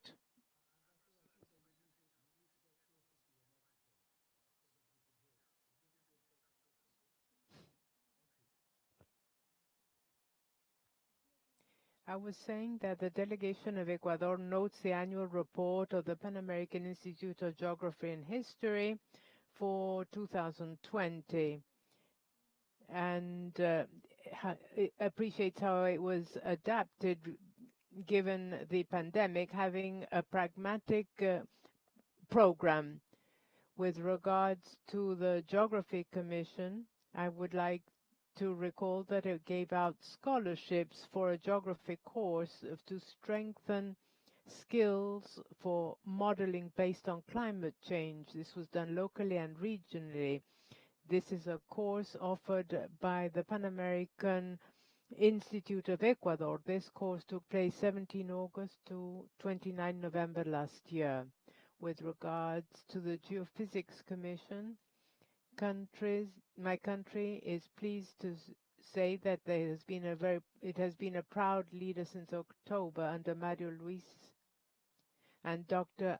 Alvarado, both well-known scientists from the National Polytechnic School. The Geographic Military Institute participated in the translation of glossaries of terms having to do with this activity, coordinated by the National Geographic Institute of Spain, and will continue contributing to the PAGHI in order to look at an annual planning of technical and scientific issues, and with the assistance from researching academic academies in both the public and private ambit. The commitment shows that the active participation of professionals is required in the regional working groups and other similar organizations to standardize spatial data infrastructure and have a map of the Americas, because these are of utmost importance for the Americas. To this end, there are observer countries who are also part of the Institute that support their task by transferring technology in different areas, which is disseminated for the benefit of all member states. To conclude, I'd like to assure that Ecuador will adopt whichever decision is best for the interest of the Institute when it comes to changes. Thank you very much, Mr. Chair. Thank you very much. And now I give the floor to the representative of the United States, Brad Frieden. Thank you, Mr. Chair. I will be brief. The United States would like to take this opportunity to thank Secretary General Cesar Rodriguez for his report and commend him for his exemplary leadership of the Pan American Institute of Geography and History over the past 4 years. His attention to the 4 disciplines of the Institute, cartography, geography, history, and geophysics, resulted in the development of innovative technical assistance projects and publications that will foster knowledge and capacity building across the region for decades to come. Of special note, Secretary Rodriguez successfully managed the important work of the Institute despite the disruption of the pandemic and the unprecedented challenges the organization faced. He displayed resilience and continued the important work of the mission throughout. He has also presided over significant advances to grow the membership and partnership of the Institute and modernize communications and operations. His infectious enthusiasm and continuous pursuit of solutions and solidarity will be sorely missed. I speak on behalf of the U.S. mission to the OAS and the U.S. National Section of the Institute in saying, Mr. Secretary General, we commend your accomplishments and leadership during your tenure at PAIGH as Secretary General and wish you all the best as you complete the remainder of your term. Thank you very much. Thank you. And now I give the floor to Ambassador Wendy Acevedo of El Salvador.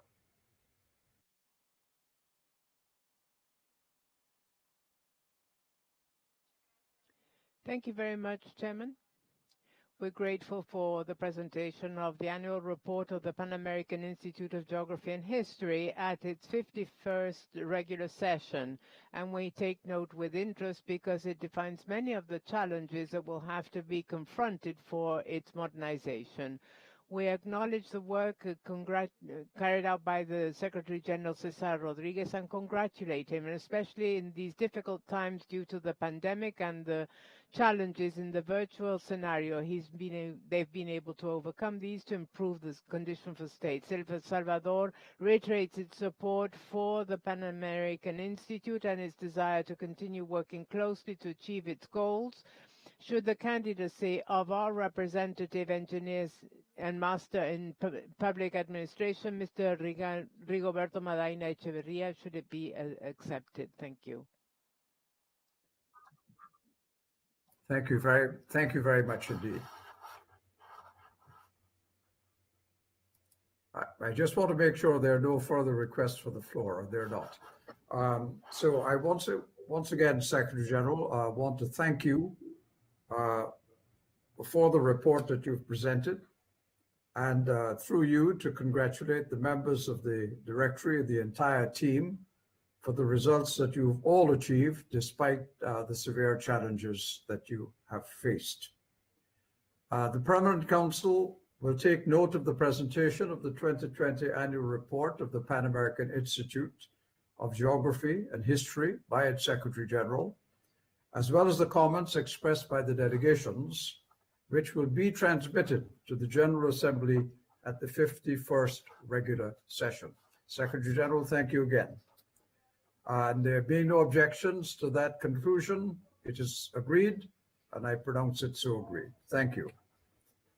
Now, the next item on our agenda is the presentation of the document entitled OAS Restructuring, a Proposal, pursuant to the request from the Permanent Mission of St. Lucia on its own behalf and on behalf of the permanent missions of Antigua and Barbuda, Barbados, the Bahamas, Belize, Dominica, Grenada, Guyana, St. Kitts and Nevis, St. Vincent and the Grenadines, and Trinidad and Tobago. It is contained in document CP/INF period 9002/21. The proposal was distributed to delegations as document CP/Doc 5711/21, with the understanding that the intent is to initiate discussion on this agenda item at this time. In this regard, I am pleased to offer the floor to the distinguished delegation of St. Lucia. Ambassador Edmonds, you have the floor.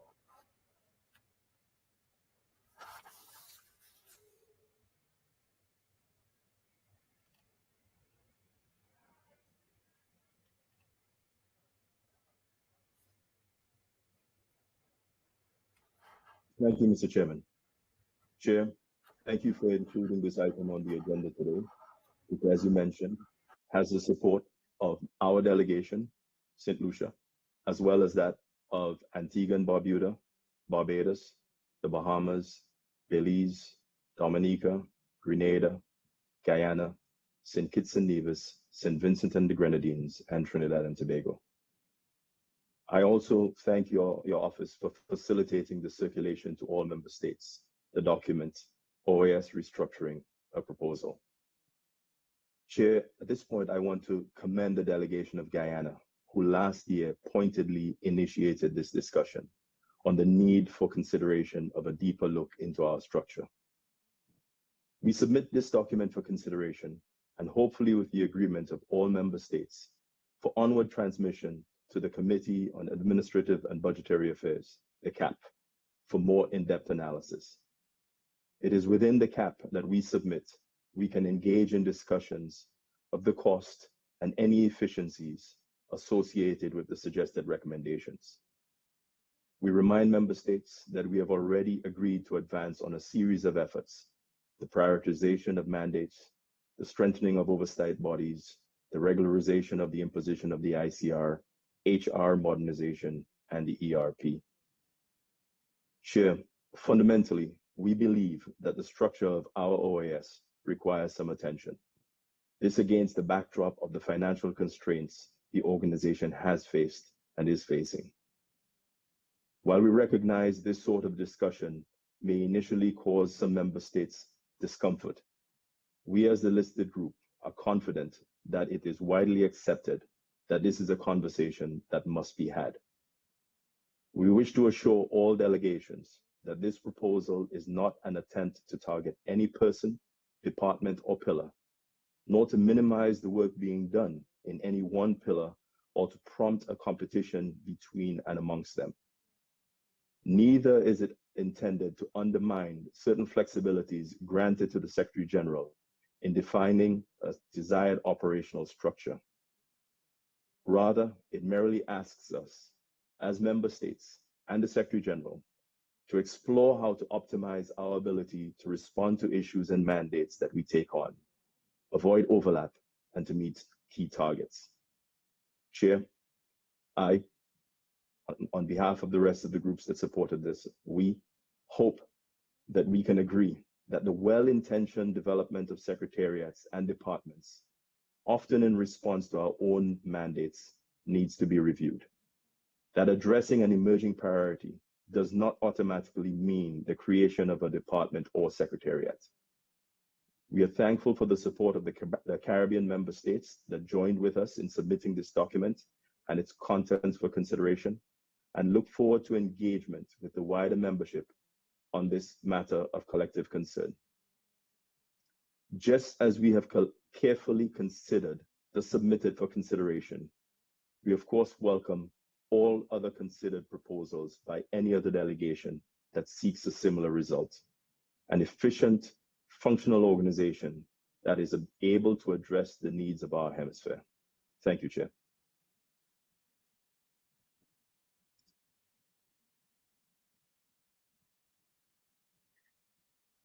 Chair, sorry, you're on mute, sir. That is entirely because the Secretariat keeps turning it off, but I don't know why. Perhaps they'll stop. But I now give the floor to the Ambassador of Mexico, Ambassador Manuel Rivas. You have the floor, Ambassador.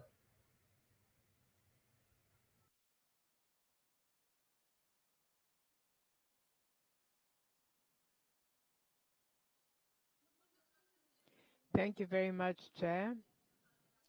Mexico is grateful for the initiative by the delegations of Antigua, Barbuda, Barbados, Bahamas, Belize, Dominica, Grenada, Guyana, St. Kitts and Nevis, St. Vincent and the Grenadines, and Trinidad and Tobago, to undertake a process to think about potential adjustments to the structure of the General Secretariat of the organization.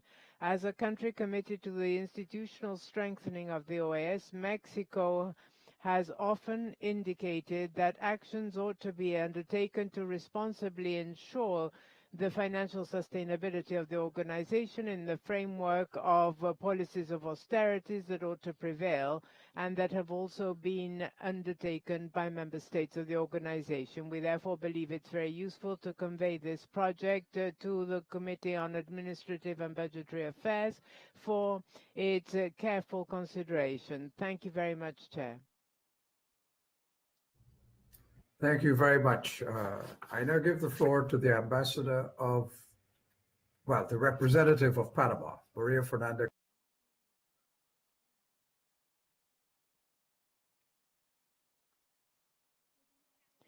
Thank you very much, Chair.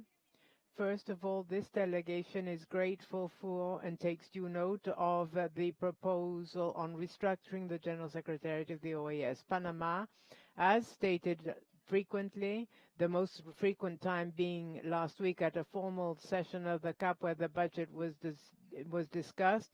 We think that we need to have an open, inclusive, realistic discussion that will lead to some deep reflection among all member states because of the situation of the organization and requirements that it imposes on in order to fulfill its mandate, considering efficacy, efficiency, and transparency. Therefore, restructuring of the OAS has to have an integral approach that looks not only at the complicated financial situation of the organization, but other elements to be taken into account to make the necessary adjustments, allowing the OAS to have what it needs to discharge its role to benefit our hemisphere. We believe that this discussion ought to try and break the silos in the organization and generate synergies between OAS secretariats and autonomous entities of the inter-American system to achieve a mutual strength without compromising their independence. Likewise, this exercise should help clarify the roles and competencies of each entity. Panama is committed to contribute to this debate in order to strengthen the technical work of the organization, through which valuable cooperation is provided to member states through the different secretariats that develop the 4 pillars of the OAS: multidimensional security, democracy, and human rights. Thank you very much, Mr. Chairman. Very much, Panama. Now I give the floor to the Ambassador of Canada, Hugh Adsett. Ambassador, you have the floor. Merci beaucoup, Monsieur le Président. Juste quelques mots ce matin sur ce sujet. Thank you very much, Chairman. A few words about this topic this morning. Canada is grateful to the delegation of St. Lucia and others also for presenting this constructive proposal that will allow us to undertake serious deliberations on the restructuring of the OAS. We appreciate and favorably welcome the opportunity to talk about this matter. A stagnant financial situation means that OAS will have to rationalize its operation, find gains in efficiency wherever possible, and concentrate resources on the priorities as defined by the mandates that have been entrusted to the organization by member states. I will now switch to English. Looks forward to reviewing the proposal that we've received in detail, and to working with delegations to establish an organizational structure that serves member state objectives best. We need to consider all options for greater efficiency, including possibly options beyond those that have been identified in the paper before us.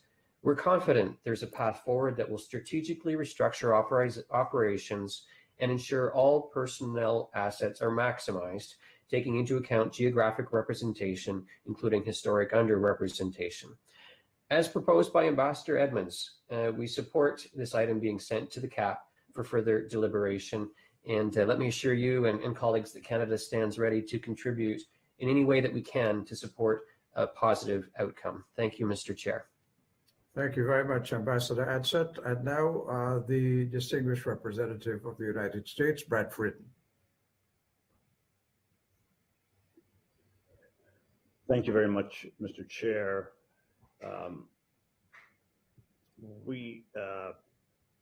We appreciate St. Lucia and the other opposing delegations raising this conversation about a potential restructuring of the organization.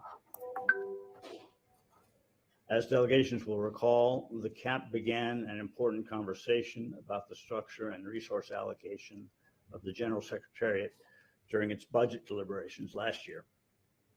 As part of the 2021 budget resolution, member states required that the General Secretariat report on its reorganization in response to the reduced budget. In response to the General Secretariat's February report, the United States requested that the General Secretariat develop a proposal to return the Department of Planning evaluation from Chapter 4 to Chapter 11. The Permanent Council ultimately approved the final proposal in March. I raise this example in order to demonstrate the United States' interest in this topic and highlight actions already taken this year by member states. We can all agree that the General Secretariat plays a vital role for the OAS. The personnel who comprise its workforce provide expertise across a wide range of disciplines and issues. With this in mind, we should also always consider how we can more fully optimize the Secretariat and its human resources. However, we must also be mindful of the organization's ongoing budgetary shortfall and the unpredictable economic impacts of COVID-19 on member state governments. Having said all of this, Chair, my delegation agrees with the permanent representative of St. Lucia and the other member states who prepared this paper that the CAAP, the CAP, is best placed to examine this proposal further, discuss various considerations, and work with the Secretariat to receive an appropriate budgetary and impact analysis. We thus recommend that this proposal be sent to the CAP immediately.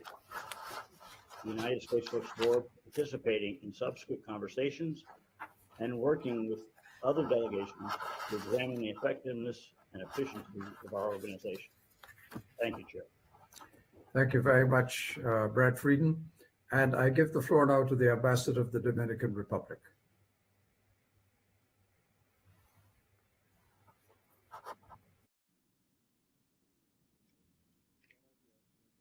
Thank you very much, Mr. Chairman.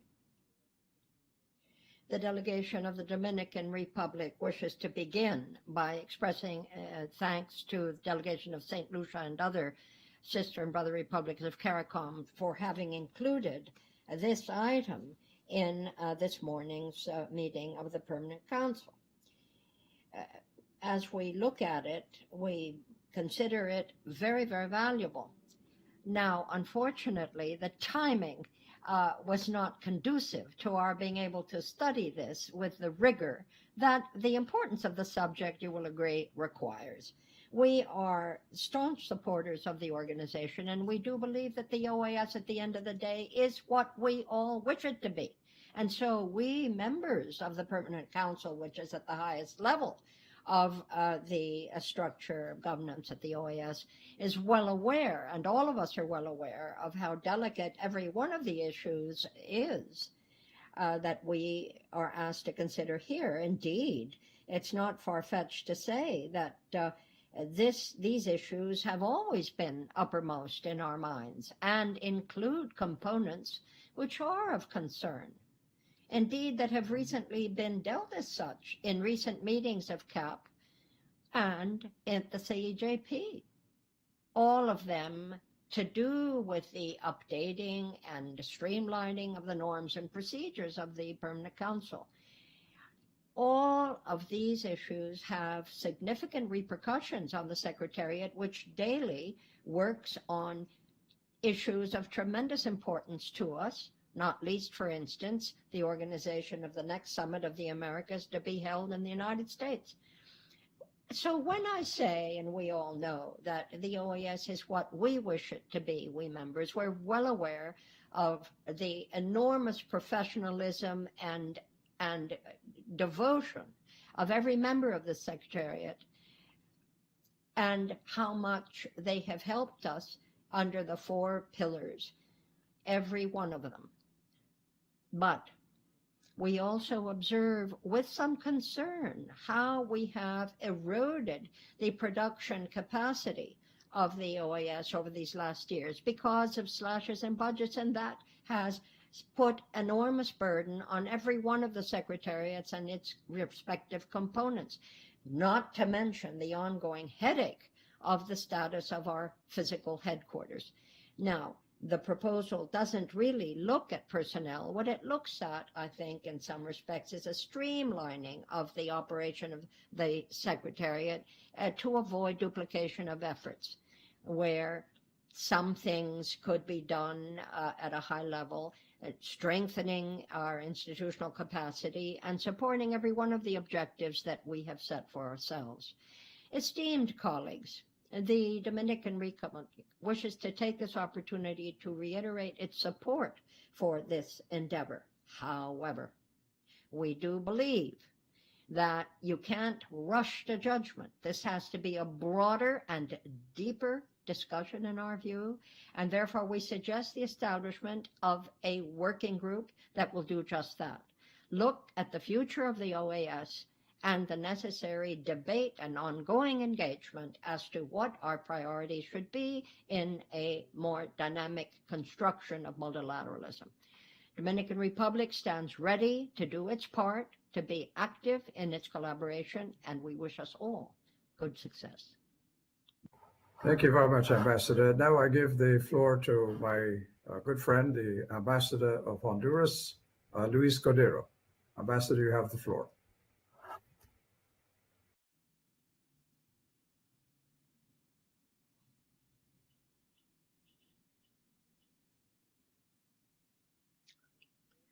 Ambassador Cordero, the technical support team is requesting the ambassador ask for the floor once more. We cannot hear him.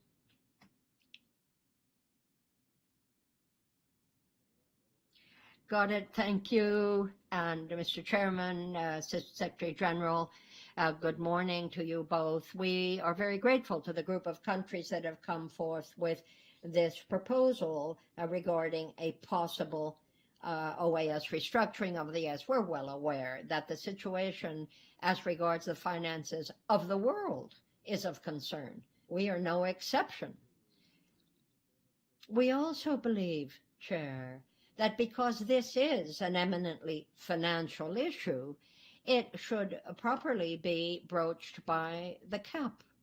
And therein, we believe it would be the better part of wisdom to set up a working party where an in-depth discussion and exchange could take place, where the interests of the states is duly taken into account.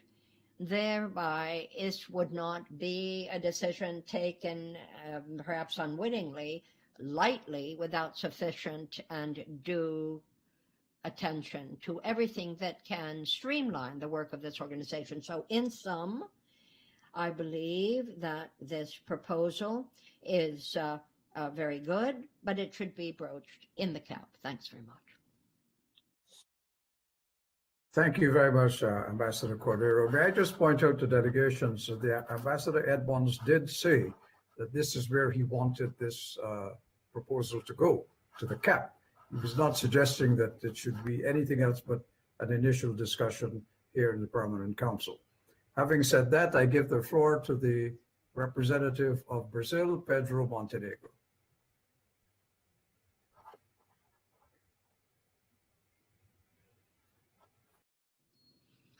Thank you very much, Mr. Chairman.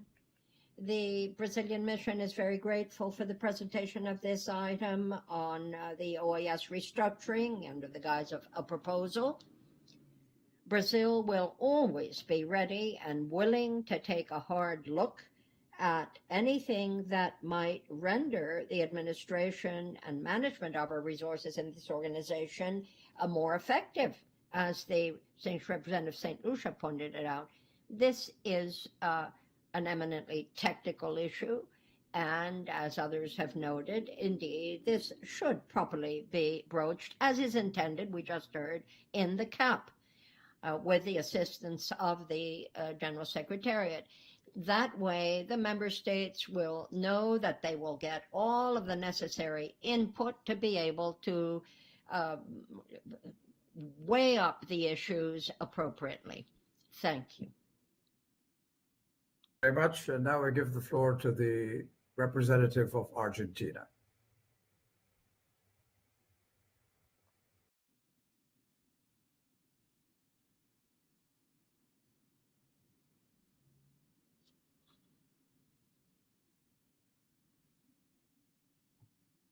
Thank you. Thank you. Mr. Chairman, I wish to echo the satisfaction with which this proposal has been greeted on potential OAS restructuring, and indeed also to agree with those delegations that have all stated the obvious, which is that this is a matter that needs to be delved into with strong support from the Secretariat, but always, I believe, and I hope, understanding that any proposal has to be looked at not merely from a budgetary standpoint. The idea that the inter-American system needs to be adjusted only to budgets, I believe, is the wrong way round. There needs to be a proposal for improvement of the organization and then decide how we get the money so to do. In other words, my point, as I'm sure you've grasped, is that square one must not be budgetary. It must be a question of principle and hortatory. With the support of everyone, I'm sure I will be very pleased, and Argentina will always be, to join in the debate. Thank you. Thank you very much, the Ambassador of Argentina. Now I give the floor to the Ambassador of Chile, Ambassador Cort. You have the floor, sir.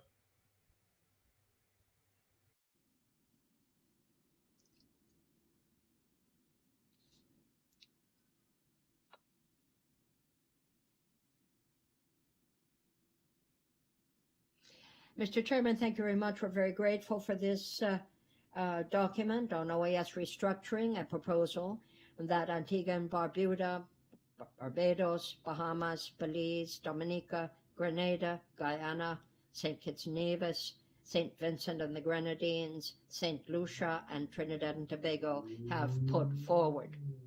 We think this is a critically important matter, And it is very healthy from an institutional standpoint to always always look for improvements in the organization. That said, this is a proposal that must be weighed very carefully on the basis of an informed, analytical, and transparent process wherein all considerations are duly considered. So above and beyond our reaching a resolution to this point, we hope that simply having the debate, simply pondering these elements will help us to tackle the organizational challenges that we do face and probably will ever do so. So we greet this initiative and we welcome the dialogue that is offered thereby. Thank you. Thank you very much, Ambassador Court. Ambassador Carlos Atiba, you have the floor, sir.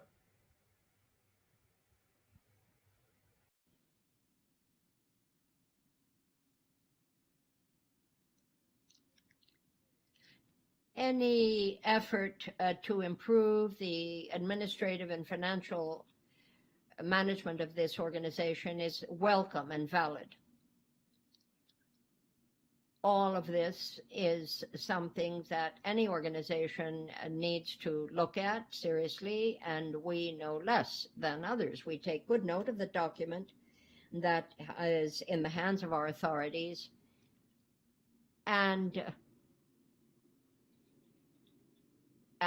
that we do note is being suggested by a very sizable group of our members, a reform on the Secretariat, on the restructuring of the Secretariat itself, is properly attuned, or should be, to best use of resources. And so my delegation is pleased to support the fact that, as has been suggested, that the CAP initially dive into this matter, and that a constructive exchange should indeed lead us to a better efficiency in the organization. Thank you. Thank you, Ambassador Atiba. And now I give the floor to the Ambassador of Uruguay.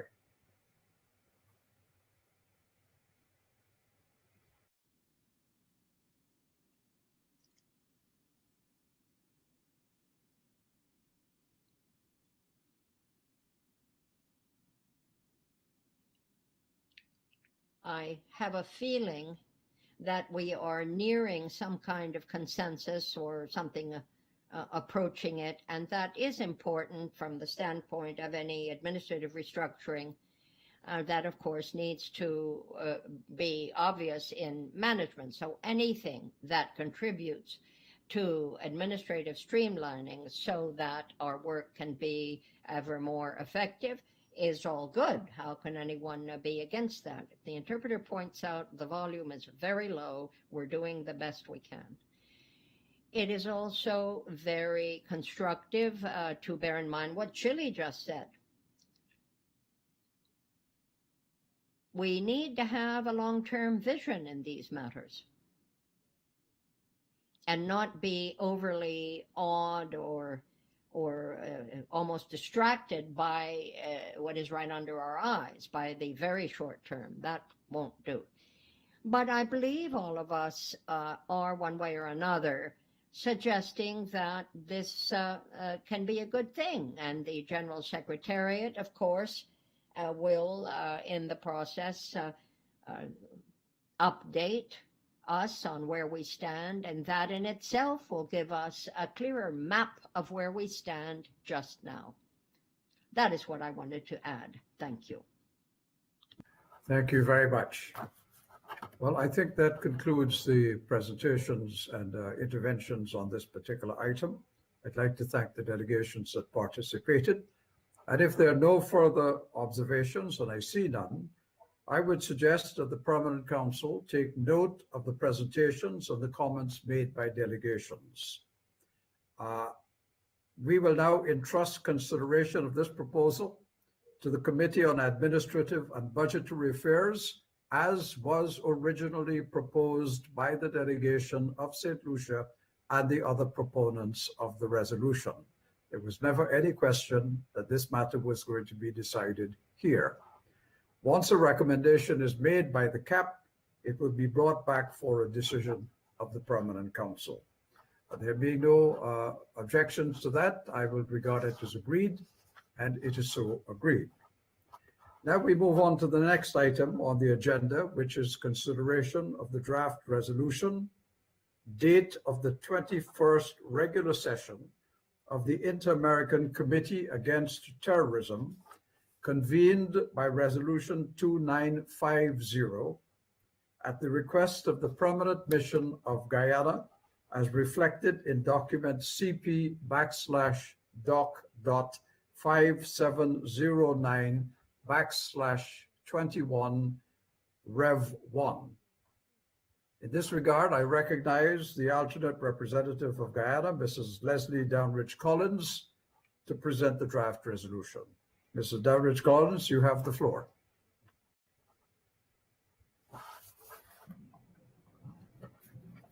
Thank you, Mr. Chair. Thank you for including this item on the agenda for today's Permanent Council meeting.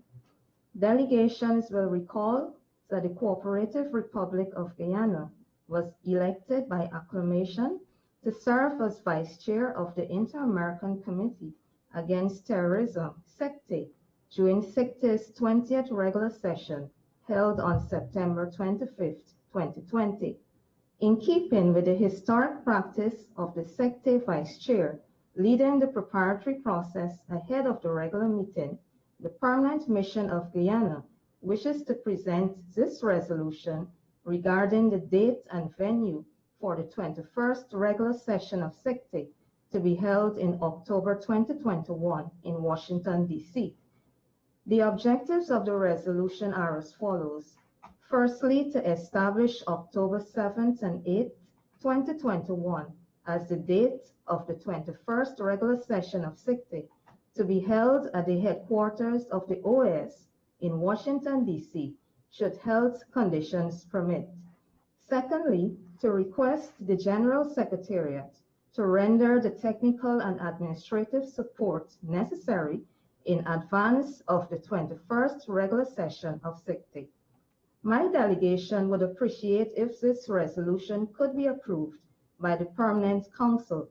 My delegation also wishes to advise that Guyana is still engaged in discussions with the SECTE Secretariat regarding the exact format for the meeting and whether it will be held in person or virtually in light of the current health conditions under which we are operating. Additional details regarding the preparatory meetings leading up to the annual meeting will be issued shortly, but we anticipate that the first preparatory meeting will take place on Friday, July 30th. In this respect, we will continue to keep the Permanent Council abreast of these discussions. Thank you very much, Mr. Chair. Thank you very much, Representative of Guyana.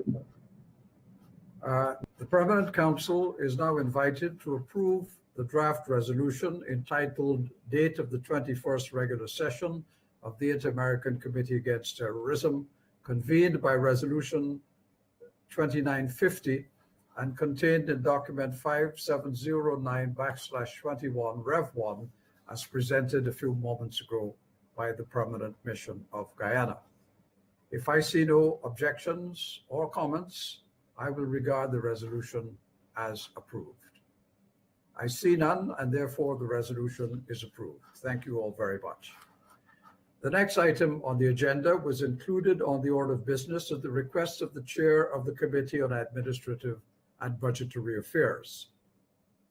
The Permanent Council is asked to consider the draft resolution entitled Authorization to Use Resources from the Indirect Cost Recovery Reserve Subfund to finance capital investments and other priority projects contained in document CP/doc.5710/21. We will proceed with its approval. And so it is approved. And that then takes us to the next item on our agenda, which is the adoption of Permanent Council meeting minutes. And these are, and I will read them out. The first line has the letters ACTA on all of the numbers. I won't read out ACTA every time, just the numbers.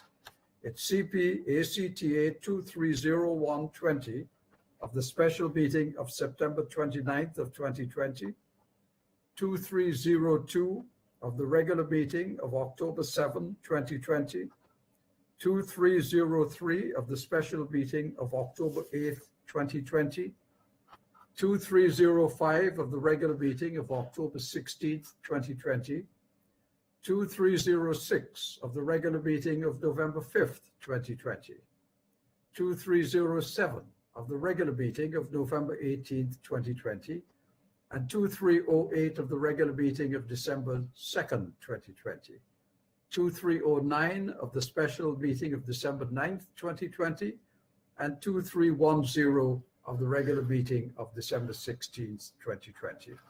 If there are no comments, we will proceed to regard these minutes as approved. I see no comments, and therefore they are approved. Now, distinguished representatives, we will now proceed to the last item on our agenda, which is any other business. And I remind delegations that this part of our meeting is for those who wish to bring any informative issues to the attention of the Council.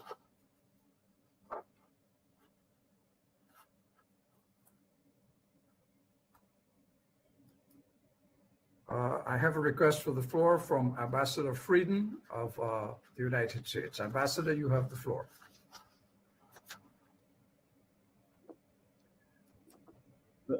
Thank you, Mr. Chair. On behalf of the United States government, I wish to take this opportunity to express our deep appreciation for the countless expressions of solidarity and support from throughout the region and around the world following the recent tragic events in Surfside, Florida. The Department of State has and continues to be engaged in supporting foreign missions in their efforts to locate and assist their citizens since the partial collapse of the Champlain Towers in Surfside, Florida on June 24th. The Miami area is special to communities from throughout Latin America, the Caribbean, and indeed the whole world. Its diversity underscores our many shared bonds of friendship, family, history, culture, and trade. Our hearts are with all of those affected by this terrible tragedy. Mr. Chairman, while details of this tragic incident continue to unfold, we come to the realization of the global impact of this incident, in which citizens from at least 10 nations have been impacted, including Israel, Paraguay, Uruguay, Argentina, Chile, Colombia, the United Kingdom, Canada, New Zealand, and Greece. And there may well be others. My government sends our heartfelt condolences to all those affected and their families. The Department of State, Office of Foreign Missions, Miami Regional Office, has been engaged on the ground with foreign consulates and embassies since shortly after the building collapse. The department is working closely with local, state, federal, and foreign mission personnel, and we are grateful for the collaboration between U.S. federal, state, and local authorities in addressing this situation. We are prioritizing the processing of urgent visa applications with humanitarian considerations. We are deeply grateful to the countries that have offered assistance in locating possible survivors, including friends from this hemisphere. In closing, Mr. Chair, I wish to note the White House announcement that President Biden, who has approved a state of emergency, plans to visit the site later this week.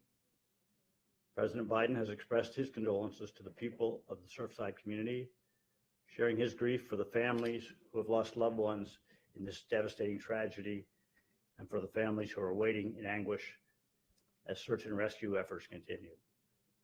These include the citizens of all nations impacted by this tragedy. Thank you very much. Thank you very much, Mr. Friden. And may I just say on behalf of my own delegation, Antigua and Barbuda, and I'm sure I speak for all delegations here today, that we have watched this tragedy unfold on television with horror, and we send our deepest condolences to the family and friends of those who have lost their lives and have been injured in this unfortunate event. We would like you to convey that, please, to the government of the United States of America. And now I give the floor to the Ambassador of Mexico, Ambassador Baños Rivas. You have the floor.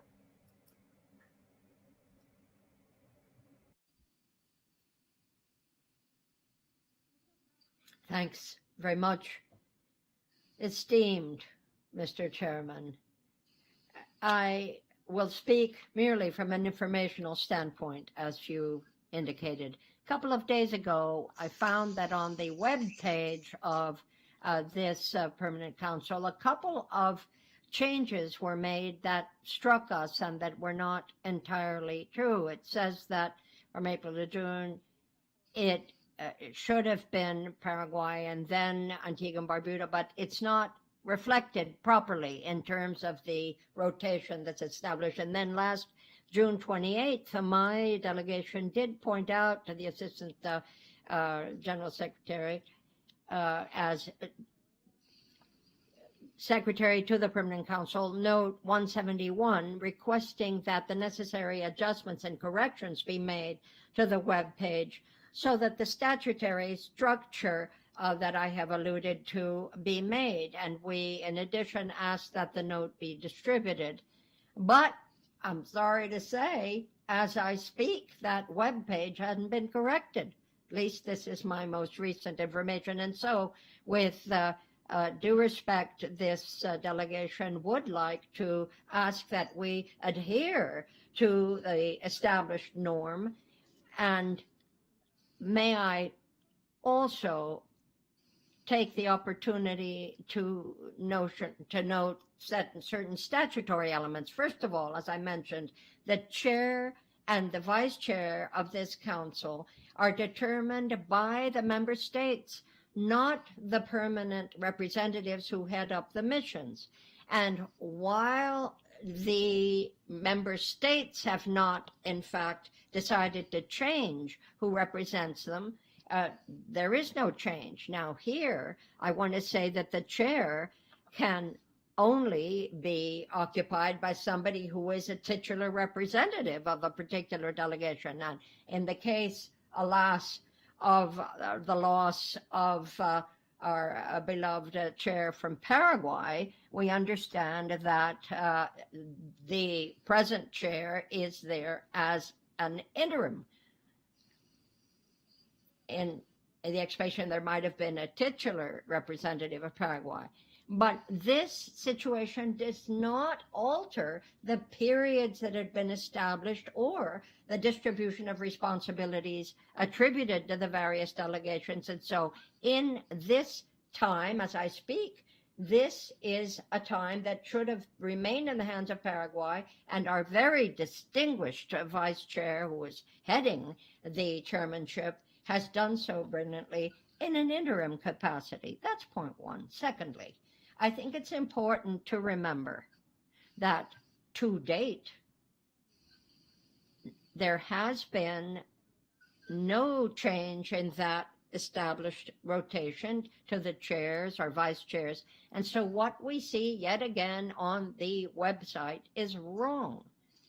Even if the vice chair were empty, which it is not sufficient to suggest that anybody else should jump in to take that position. But I say again, on the official website of the OAS, the only scenario that is being offered is that there be a coordination as to who will carry out the vice chair. And that's in Rule 57 of the Rules of Procedure of the Permanent Council. So the alphabetical order that has been followed, we know that if at a particular point you can't say that in this particular juncture, the chair and vice chair are being occupied by the same state. that would be misstating the actual facts. You need to see the fullness of the facts.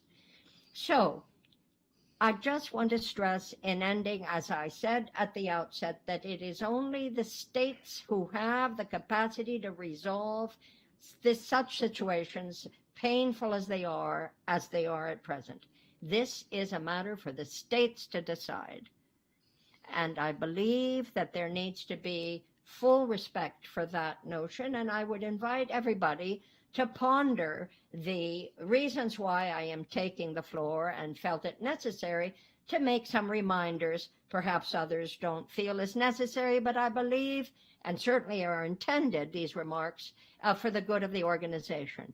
The OAS has failed to correct this on the website, as we pointed out some weeks ago, and to continue to fail to do so will add to the confusion. And neither is there any explanation to the public as to why the error was committed in the first place, which I believe is in order. Thank you. Thank you very much, Ambassador Baños Rivas, and I will leave that problem to the Secretariat to sort out and provide Ambassador Baños Rivas with the satisfaction that she has requested. Now, I give the floor to the next person on my list, who is the Ambassador of Colombia, Alejandro.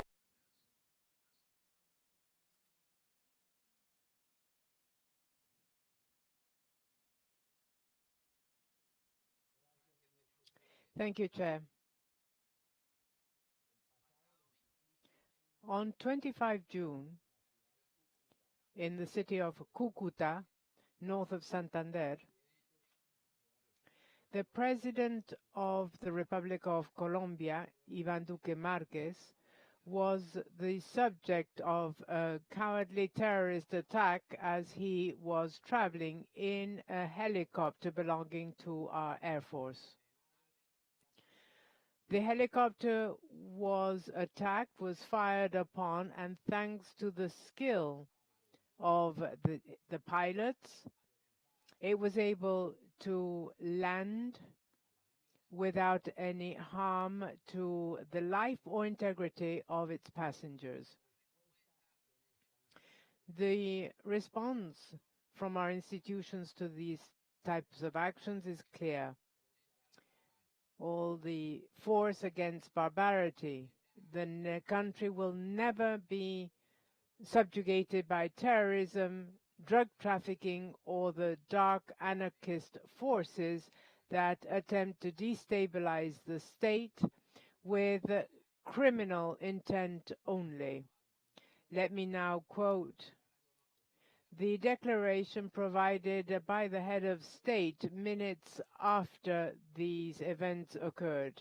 I quote, "We will continue working every day and demonstrating that the state is present anywhere throughout the nation. I have provided clear instructions to the entire security team to pursue whoever shot at this aircraft and jeopardized the life and put at risk the life of other people. But the message is Colombia always remains strong, confronting criminality, and that our institutions are above any threat." Chair, the Colombian government appreciates and is grateful for the expressions of support received following this cowardly terrorist attempt and reaffirms its commitment to save life, honor, and goods and property of all our citizens in compliance with its constitutional duty and in accord with the unflinching commitment to neutralize all those who wish to seek power through violence. Thank you very much, Chairman. Give the floor to the Ambassador of Chile, Isa Court.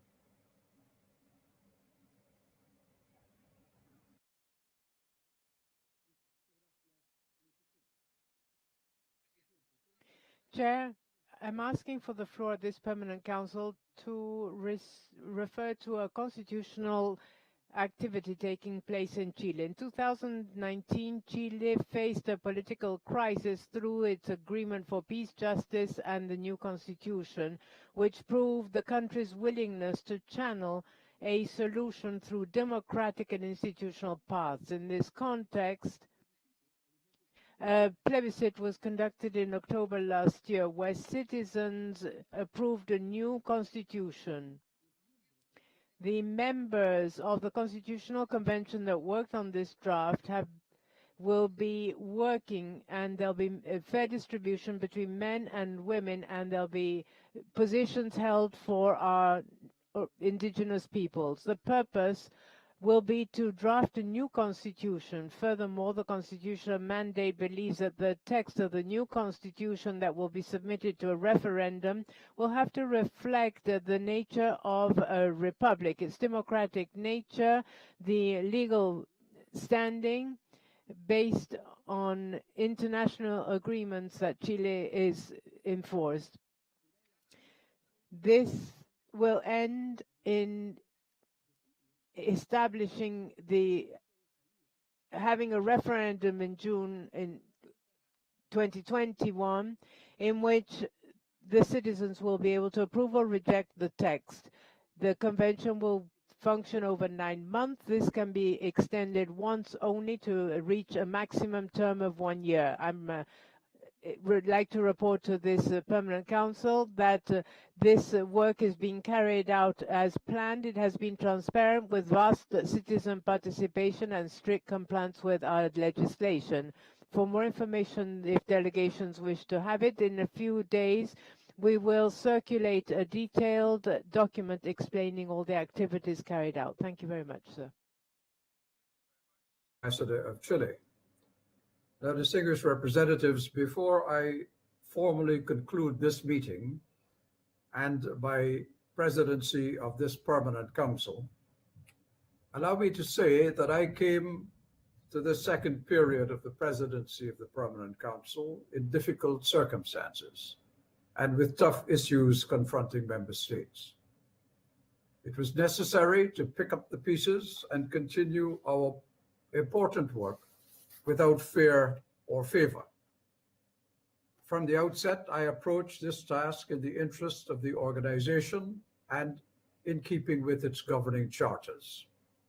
I was guided always by adherence to the rules of the Permanent Council. I placed particular importance on fostering inclusive consultation among member states and discouraging exclusive groups and majority decisions without the opportunity for full discussion.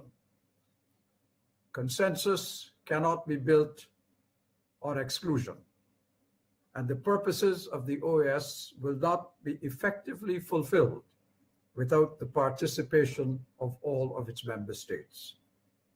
Consensus is not unanimity. Consensus allows for disagreement by some, but at least the search for consensus provides space in which account is taken of the positions of all. At all times during this presidency, I sought balance and fairness in the dialogue of this council. And as you are all aware, I insisted on parliamentary language and rejected personal abuse and attacks on states. That, in my view, is the way it should be.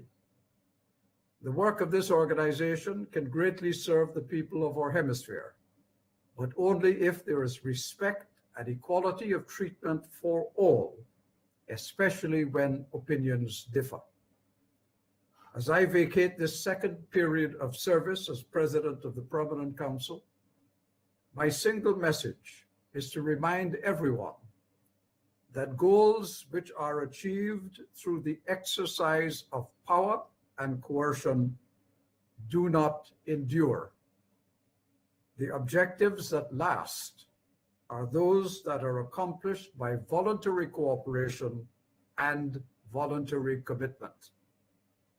Colleagues, I thank the staff of the Assistant Secretary General's office for their invaluable help, particularly Rodrigo Cortez, and Carmen de la Pava.